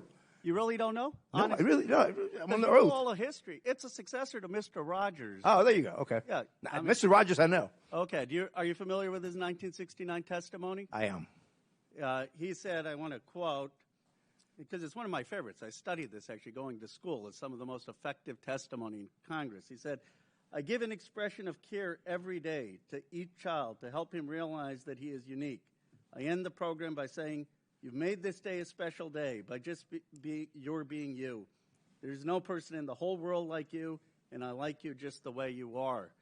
Senator Pastor was a hard-headed fiscal conservative, said he got goosebumps by that testimony, and it's what convinced him to fund the public broadcast. You've said you wouldn't have funded it. Do you think Senator Pastor made a mistake back then? Oh, yeah, absolutely. I think I agree with Fred Friendly, who testified and said, you would have voted against? I would have voted, yes. I don't think that you should have state broadcasters. Now, what is the cost of public broadcasting as a percent of the federal budget?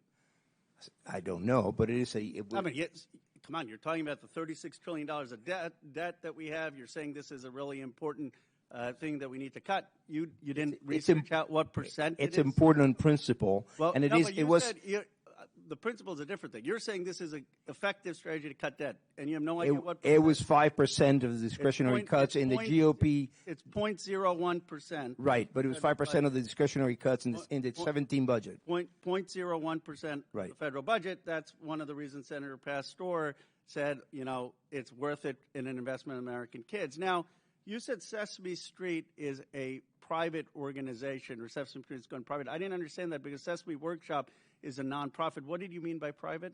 Well, I mean it's a nonprofit. It's separate from. But it gets public funding. Were you talking about the HBO thing? Yes. Do you realize that HBO just canceled with them? And I do. Yes. And the reason they canceled them, and I'm trying to explain why Senator Pastor funded this.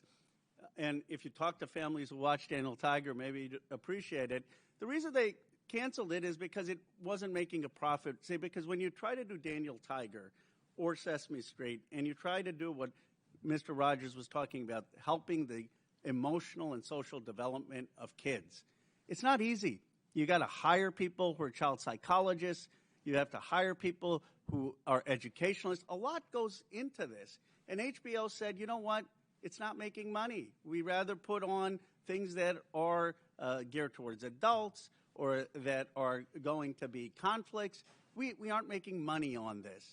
And the whole reason Senator Pastor said that we're going to fund this, I know you kind of mocked in your testimony the kids, but the whole reason was that when you make programming for children to help their social and emotional development, it costs so much money to do, and it's a public good, then not everything has to be about profit. Do you have any idea what it takes to produce Daniel Tiger, who all they hired? Did you ever try to figure it out? No, but I can tell you that the market said that there wasn't enough demand for it.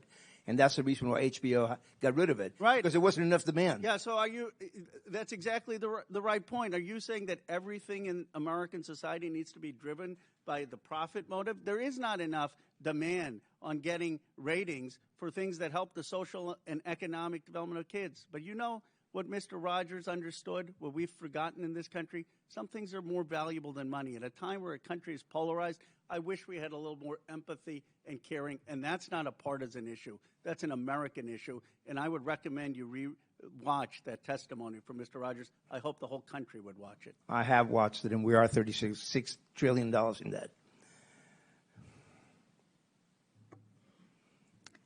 I now recognize the gentleman from Missouri, Mr. Burleson, for 5 minutes. Thank you, Madam Chair.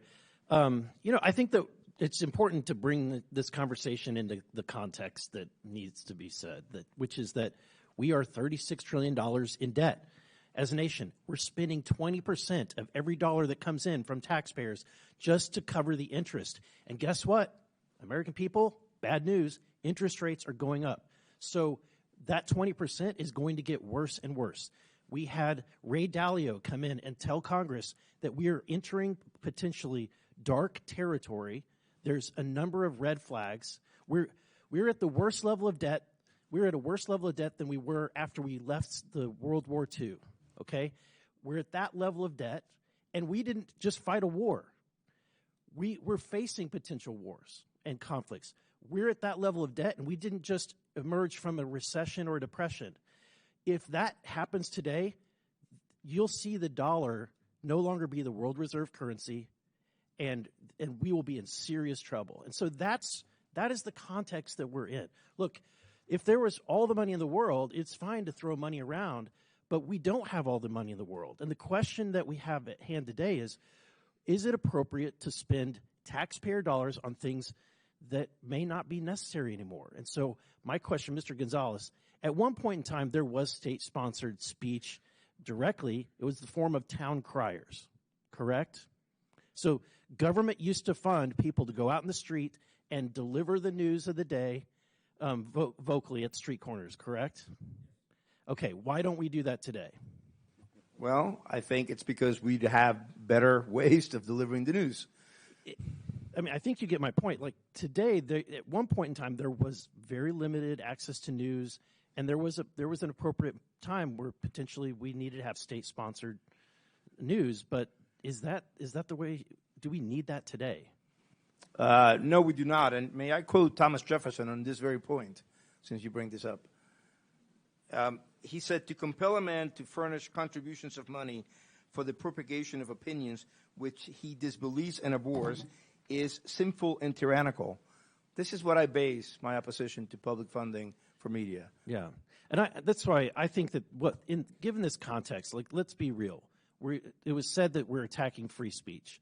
This is state-sponsored speech, and the very reason why we have these witnesses before us today isn't because they're totally being funded or completely being funded. We're not bringing in Disney Channel in here, right? We're not bringing in the National Geographic, right, for their content. The reason why we're having this conversation is because we are funding you, and because we're funding you, the taxpayers get to have an opportunity to ask, why are we funding some of this content that they might disagree with?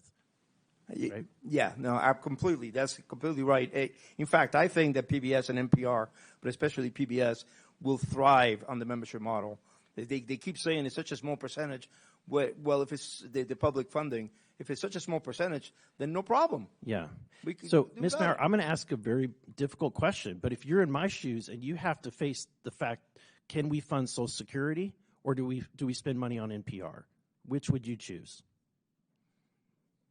Congressman, I would argue that if you had to pick, if you were forced to make a decision, there wasn't enough money to go around, Social Security or NPR. We know how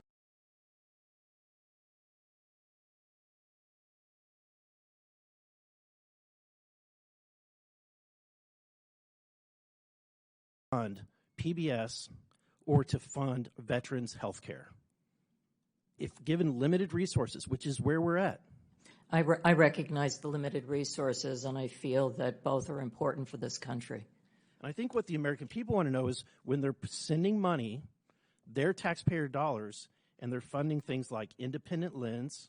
And look, I like some of the content on your stations. I love Nova. But you know what? Nova competes with National Geographic and Nature. Why are we funding something that competes with these private sector interviews. I like Sesame Street, but I also know that it's competing directly with Handy Manny, Doc McStuffins, and Little Einsteins, right? Those exist, and we're not funding them. They're not here having to defend their content. But because we are funding it, I'm going to ask you, why are we funding an episodes of Real Lens, Independent Lens, about an episode called Real Boy, a trans teen navigates adolescent sobriety and physical emotional ramifications? That's what the American people want to know. Social Security. We're out of time, but our witnesses can answer the questions. Thank you, Madam Chair. That was a documentary that was produced for adults as part of our primetime audience.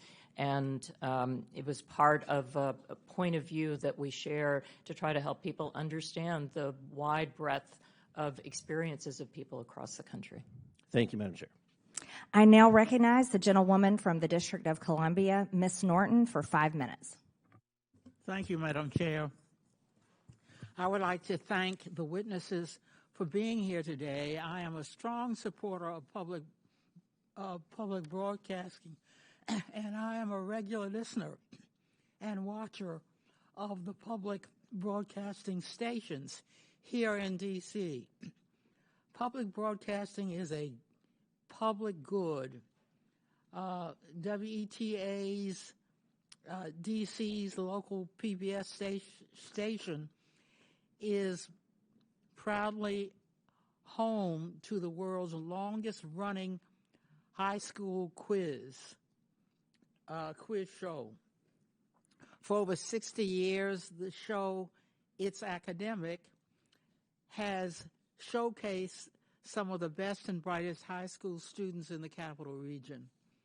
President Reagan once praised It's Academic as, quote, a reminder of the importance of education, end quote. And even Supreme Court Justice Clarence Thomas made a guest appearance. One area student who competed on the show said, quote, it's made me a lot smarter, end quote. And, quote, getting to say that I've been on a TV show is really cool, end quote. It's Academic is just one example of local public media programming that celebrates and lifts up the community. Mr. Ullman, in your experience as head of the Alaska Public Media, why is it important for public media to elevate local voices? Thank you so much for that question. There are stories to be told all over this great nation of ours. And one of the things that I take the utmost pride in is being someone who can provide the strategy and build the resources and build the capacity to ensure that we can capture video about those uniquely Alaskan stories. We can capture audio about those uniquely Alaskan stories. And what we do is we take that opportunity to not only tell those stories for ourselves within our great state, but we also work with our national partners. This local national partnership is essential. Without PBS, without NPR, you wouldn't hear stories, news stories, public affairs stories, community stories from Alaska. You wouldn't see them on the PBS NewsHour. This is vital. It's vital for Alaskans to know that they're connected to their nation and that what we do in Alaska matters to our nation. Thank you again for that question. Ms. Kruger, I would love to hear your bigger picture take on this. If PBS stations are suddenly taken off the air, what would be lost to communities across the country? I've spent a good part of my time as the president of PBS traveling and visiting our stations across the country because I feel for me to do my job well, I need to understand what the role of our stations are in communities. That means spending time not just with station management, but also with people in the community. So I've been to all 50 states. And the reason that we are here and the reason that we are arguing so passionately for funding, recognizing there are very difficult challenges in our country right now is that many of our smaller and actually medium-sized stations would not exist without the federal appropriation. And when you look at a station like Cookeville, Tennessee, which serves part of Appalachia, 50% of their budget comes from the federal government. Those are stations that I've seen that have small staffs that do extraordinary work. And those are the stations that I worry would not survive. This would be an existential moment for them. And that's why I think this is so important. The D.C. area NPR station similarly provides acclaimed programming, including up-to-the-minute news and local shows exploring the D.C. cultural scene and sharing stories from all over the city, including historically marginalized areas. The station also produces award-winning journalism, such as an investigative feature on local families coping with sickle cell disease. Throughout the country, more and more local news outlets are closing each day at a rate of more than 2 per week. This has made public radio reporting all the more important. Ms. Maher, why is it beneficial for journalists to live in the communities they cover? Yeah. We'll let the witness quickly answer, and then we're out of time. Thank you so much, Madam Chair. We find that enabling public radio to continue to be funded allows for us to meet the needs of people who live in news deserts, and having journalists who are from that community means they can prioritize the needs of that community, whether it's sickle cell issues in D.C. or whether it's the price of sorghum in our agricultural heartland, whether it is thinking about the wildfires that we see across the center and west of our country, or whether it is the impact of storms across the Gulf and southern parts of our country. We recognize local journalists. They speak the language. They recognize the pronunciations of the places that they come from. They come from the community. It is tremendous value to enable that we are for America, from Americans, and all American voices are heard. The gentlelady's time has expired. I now recognize the gentleman from Texas, Mr. Fallon, for 5 minutes. Thank you, Madam Chair. Ms. Maher, do you believe that National Public Radio takes a balanced and fair approach to news, politics, culture, etc.? Mr. Fallon, thank you for the question. I came into National Public Radio with I apologize. It's just that we have such limited time. Do you believe that to be true? I believe that we have work to do. We always do, in order to improve and to serve all Americans. More accurate than not that you're fair, or you're either fair or you're unfair. So what do you think you are? I believe we wake up every day with a desire to be fair, and it is part of why. You're not claiming that you're fair. You have a desire to be fair. Okay. So you would not describe NPR as objective and nonpartisan? I would. You would, okay. Ms. Kerger, same question for you. Would you believe that PBS is fair and objective and nonpartisan? Yes. Okay, thank you. Thank you for the quick answer, too. So I found it interesting that the CBP's recent goal was to promote efforts that ensure fact-based journalism that promotes a symphony of ideological viewpoints. You both agree with that goal? Yes. All right, wonderful. So, Ms. Kerger, in 2023, when PBS had a program, Washington Week with the Atlantic, and when President Biden's mental acuity was questioned, one of the reporters claimed the GOP was lying. Another reporter, Jeffrey Goldberg, who's been in the news of late, described Biden as, quote, mentally acute. Were you aware if there were any dissenting opinions on that program that day? I don't know from that day. No. There were not. But fortunately, there was a debate in, I believe, June of 2024 where the American people and the world found out just who was lying. The Democrats, Jeffrey Goldberg, and PBS. Ms. Maher, I'm sure you're aware that Hunter Biden had a laptop. I am, sir, yes. Okay.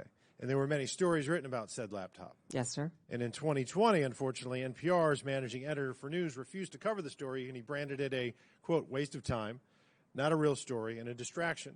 And instead, unfortunately, of NPR investigating, they ran a puff piece that led with, experts say attack on Hunter Biden addiction deepens stigma for millions.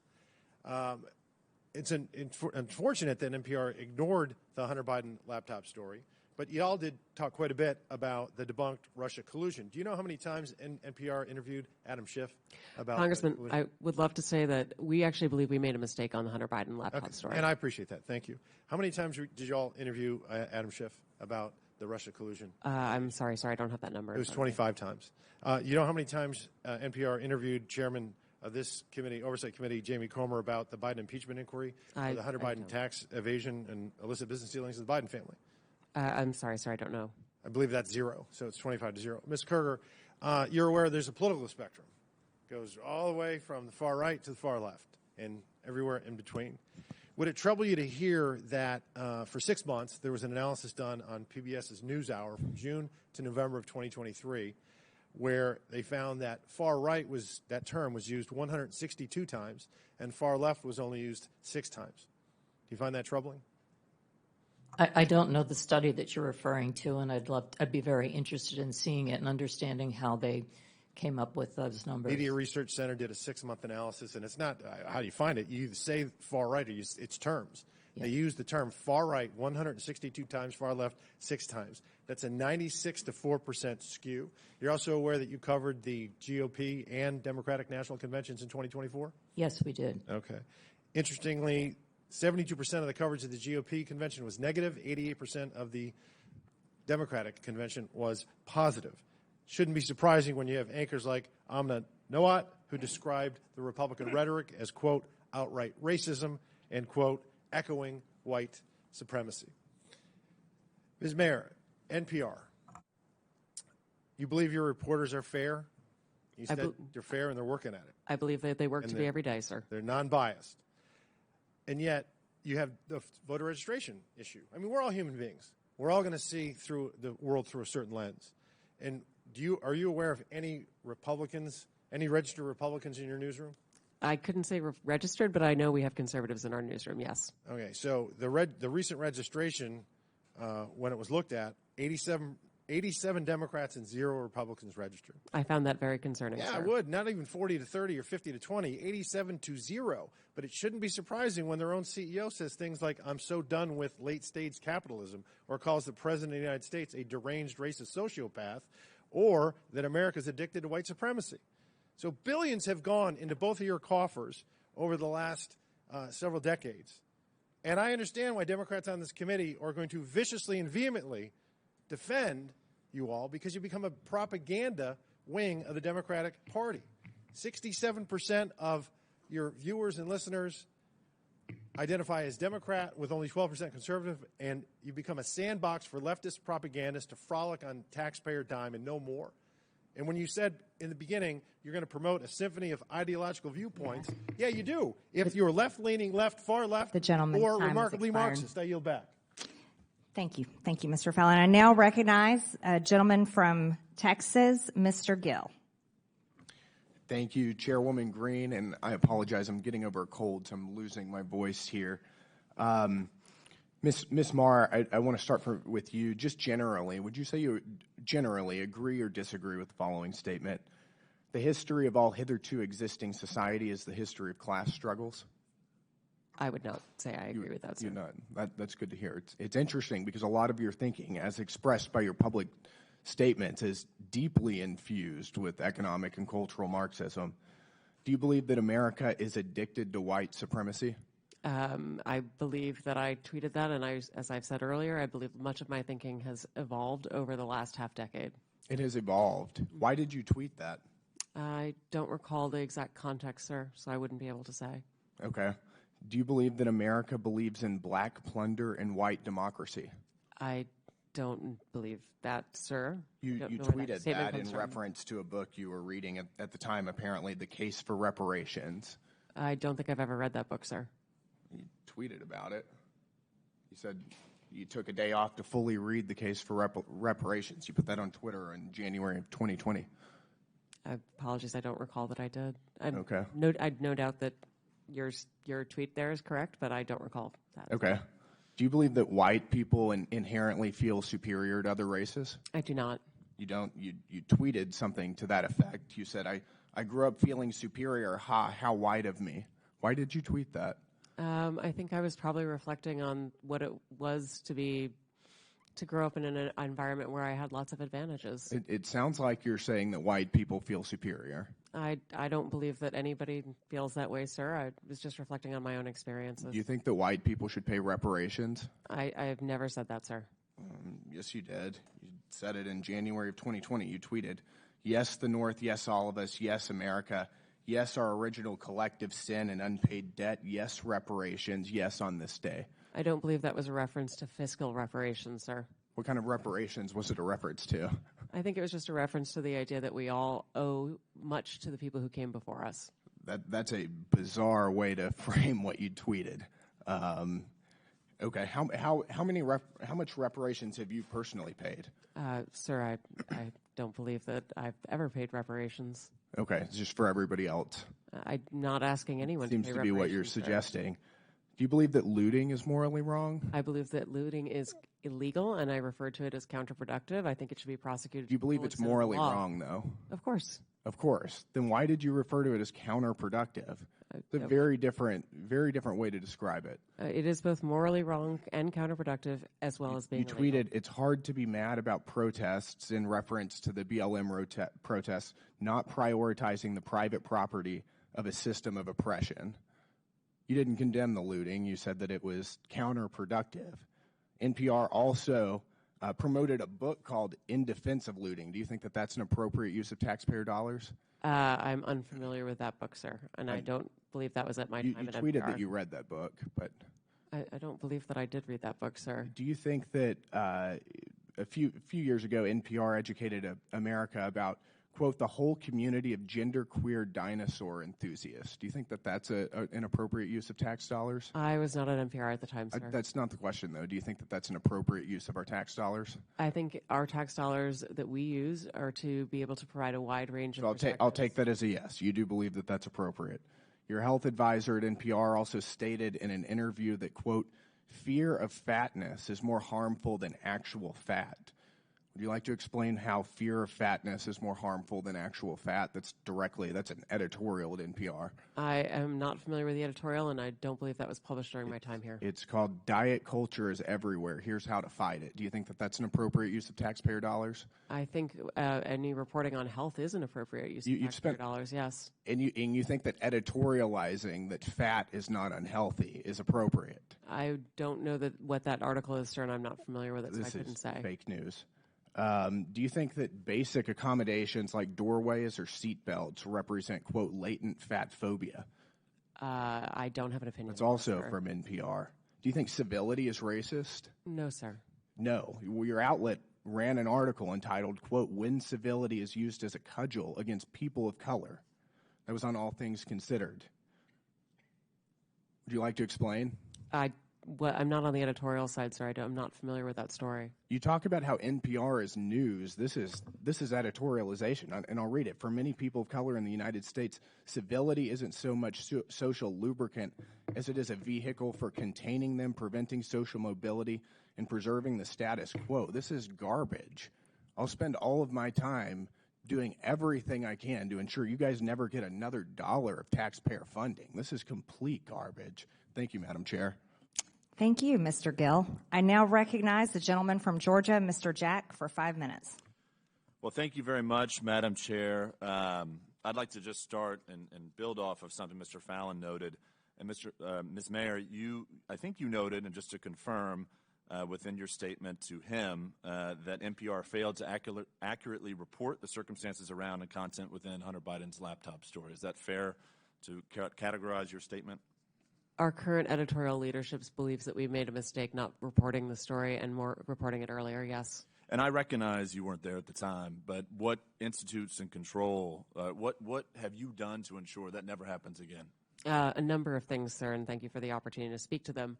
We have hired an additional editor core, which we refer to as our editorial review, to make sure that all stories before they go out are comprehensive and well-reviewed. We've instituted a monthly review to ensure that the most challenging stories of every month, we go back and we look at what we may have missed in order to not miss issues again and change processes and policies to be able to have more robust conversation and to ensure all areas and all views are considered. We have hired analysts to be able to count the number of stories that we're running on any particular issue, including who's whose voices are represented. We've moved from bringing pundits on air to trying to bring direct policymakers on air so that we can ask questions of policymakers rather than hearing through other people's perspectives. Those are just a few of the things we've done so far. I've got a couple others if you have time. Thank you. And you can submit those for the record. Would you suggest then that the failure to accurately report those circumstances and the content around that story, would you suggest today, as I feel and many others feel, that impacted the 2020 election? I could not say, sir. I don't know. Well, I ask because you have a broad viewership, broad listenership, and I'm just curious if it is so broad and it is so necessary for us to continue to give taxpayer funds as you all submit, to me, to misaccurately report something that's incredibly important around a 2020 election is very concerning. So welcome another thought from you there.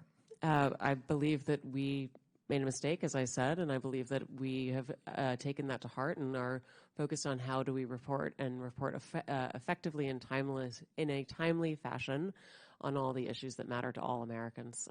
I hear your concern, sir, and I want you to know that we are truly working on this. I'd like to spend the rest of my time talking about funding, and I know that some of my colleagues talked about it a little bit today, but could you walk us through the amount of money that NPR receives from CPB annually? Yes, sure, sir. We receive $11.2 million this past year, the majority of which goes to the public radio satellite system, which we operate on behalf of the entire public radio network. We also received a smaller amount of funding in the course of the past year that went to help us hire those additional editors and analysts in order to be able to beef up that editorial review. We received funding to support the coverage of the recent election in order to make sure that we had our journalists all across the country and were able to speak to Americans of all different political backgrounds. And what percentage of your budget share comes from the federal government? Depending on how you count it, sir, it's less than 5%. And to help me understand, too, the CPB, as I understand it, Congress has appropriated $500 million to CPB. It flows out, and I think smaller radio stations go and apply for grants for it. Do you receive payment from smaller radio stations through licensing agreements and things of that nature? We do, and the fees for that are designed around the amount of funding that they get from private member donations. So the fees are not designed around federal funding. They're designed around what sort of direct private support and donations they receive from members and listeners. Well, I noted Mr. Jordan today suggested that you all are fundraising off this hearing today, and a question that I have then, if you receive less than 5%, and over today you've said that private funding helps support the mission and the work of NPR, could NPR survive without the 5% that we give NPR annually? My belief is that the funding is essential to the public radio system, and that is the 246 member stations, but the 1,300 stations across the nation, so that we're able, as a network, to serve all Americans with 100% coverage. If federal funding for our network goes away, it means that people in rural parts of America, places where they can't afford to make private donations to support their local journalism, those will be harmed. But, sir, if I may, the bigger harm as well, or the additional harm, is that Americans in places that are affluent or do have many media choices will not be able to hear from their fellow Americans that are often underheard. Bottom line, if the 5% went away, would NPR still exist? Well, it would be incredibly damaging to the national public radio system. I yield back. Just want to submit to the record. Turn your microphone on. Madam Chair, I'd just like to submit to the record this flash drive. Consent. I ask unanimous consent to submit to the record this flash drive containing 6 feet worth of documents documenting NPR and PBS's political bias. Without objection, so ordered. Thank you. In closing, I want to thank our witnesses once again for their testimony today. I now yield to the Ranking Member Lynch for his closing remarks. Thank you, Madam Chair. Thank you for having this hearing. I want to thank the witnesses for your willingness to testify. In closing, I want to follow up on Mr. Connor's point.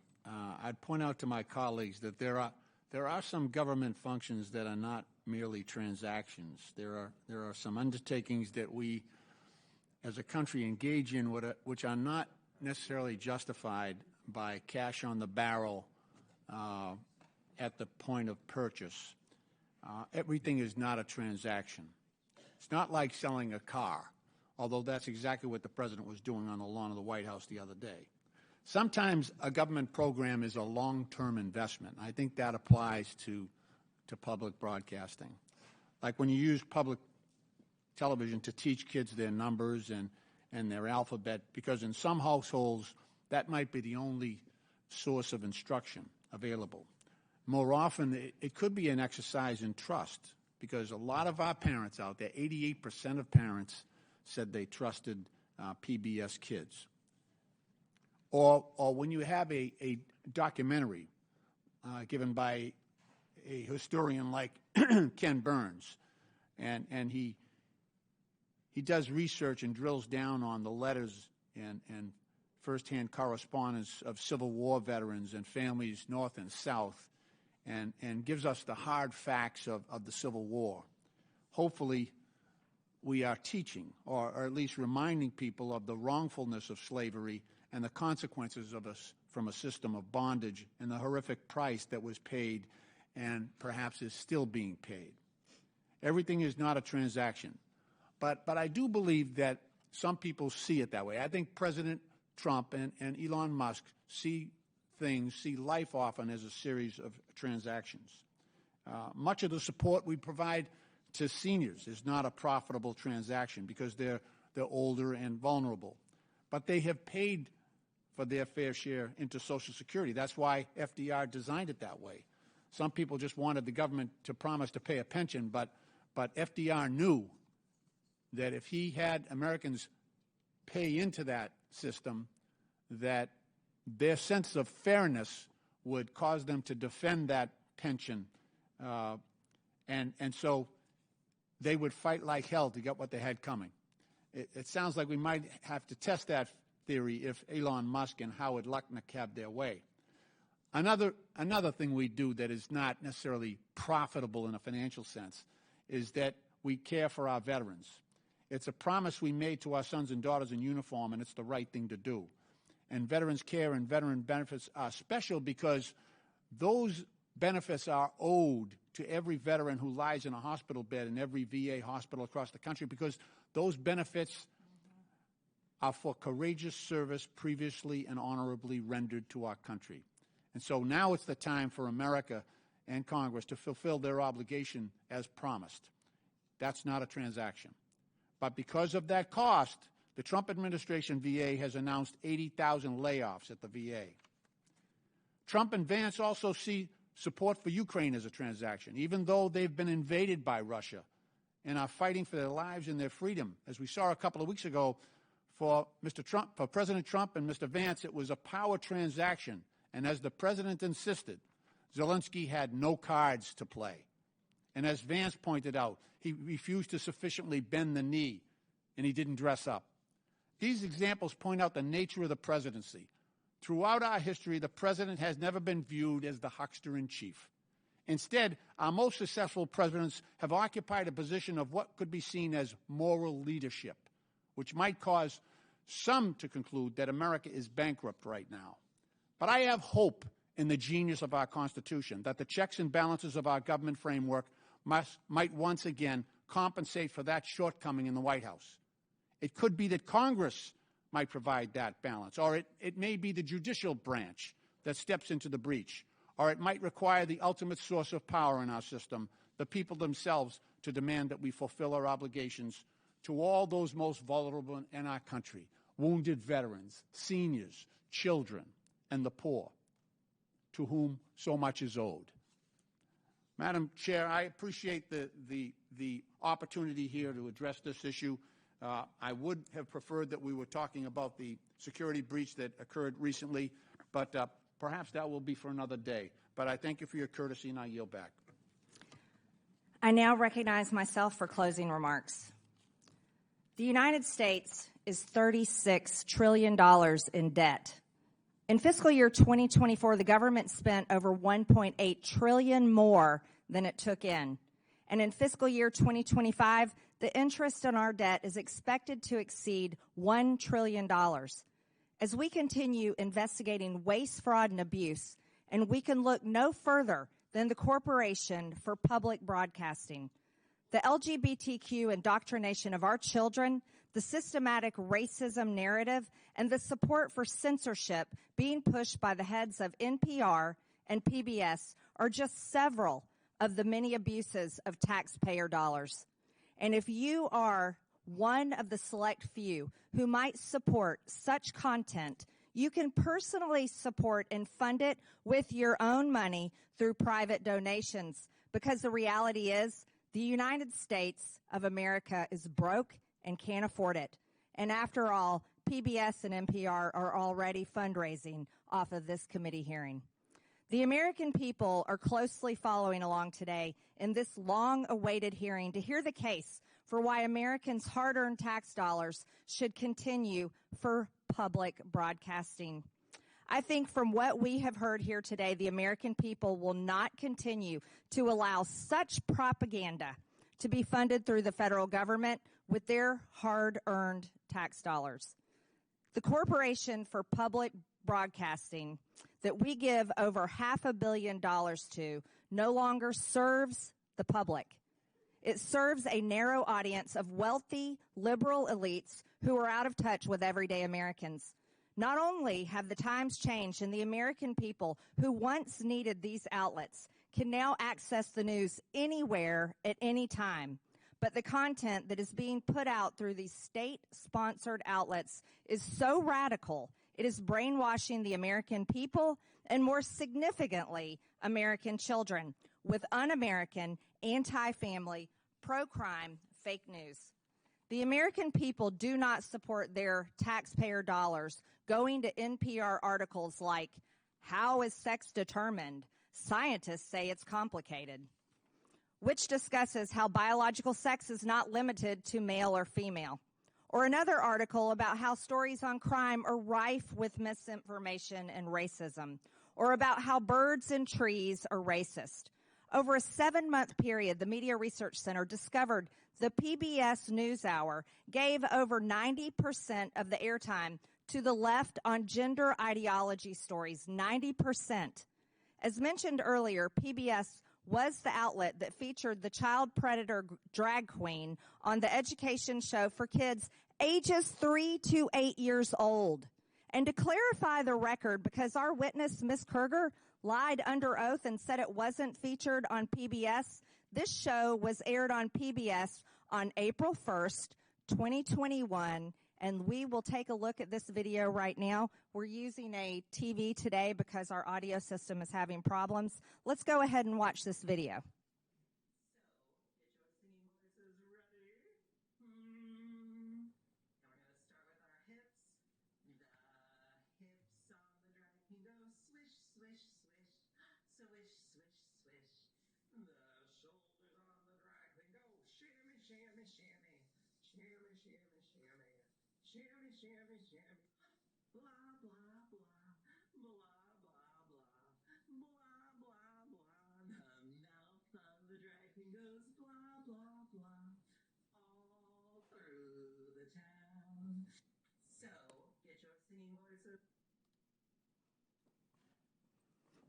The hips go swish, swish, swish. The shoulders go shimmy, shimmy, shimmy. That's repulsive. That's not what children ages 3 to 8 should ever be watching. A grown biological man posing as a woman. And by the way, Ms. Kerger, that was aired on April 1st, 2021. And then something happened. It wasn't an accident. And it wasn't just for a brief time that it was up. It was aired April 1st, and then somehow it expired May 24th. Later on, it was taken down. I wonder why. Wonder why that was taken down. Another egregious example includes back in 2010, PBS's Travis Smiley stated that Christians blow up people every single day. Haven't seen that ever happen in my life. And today, if you look on NPR's website, there is still zero mention of any negative coverage of any Democrat today. And trust us, There are more than plenty of examples to pull from. How about a member from this committee making fun of the governor of Texas for having a disability and living his life in a wheelchair? Ms. Marr.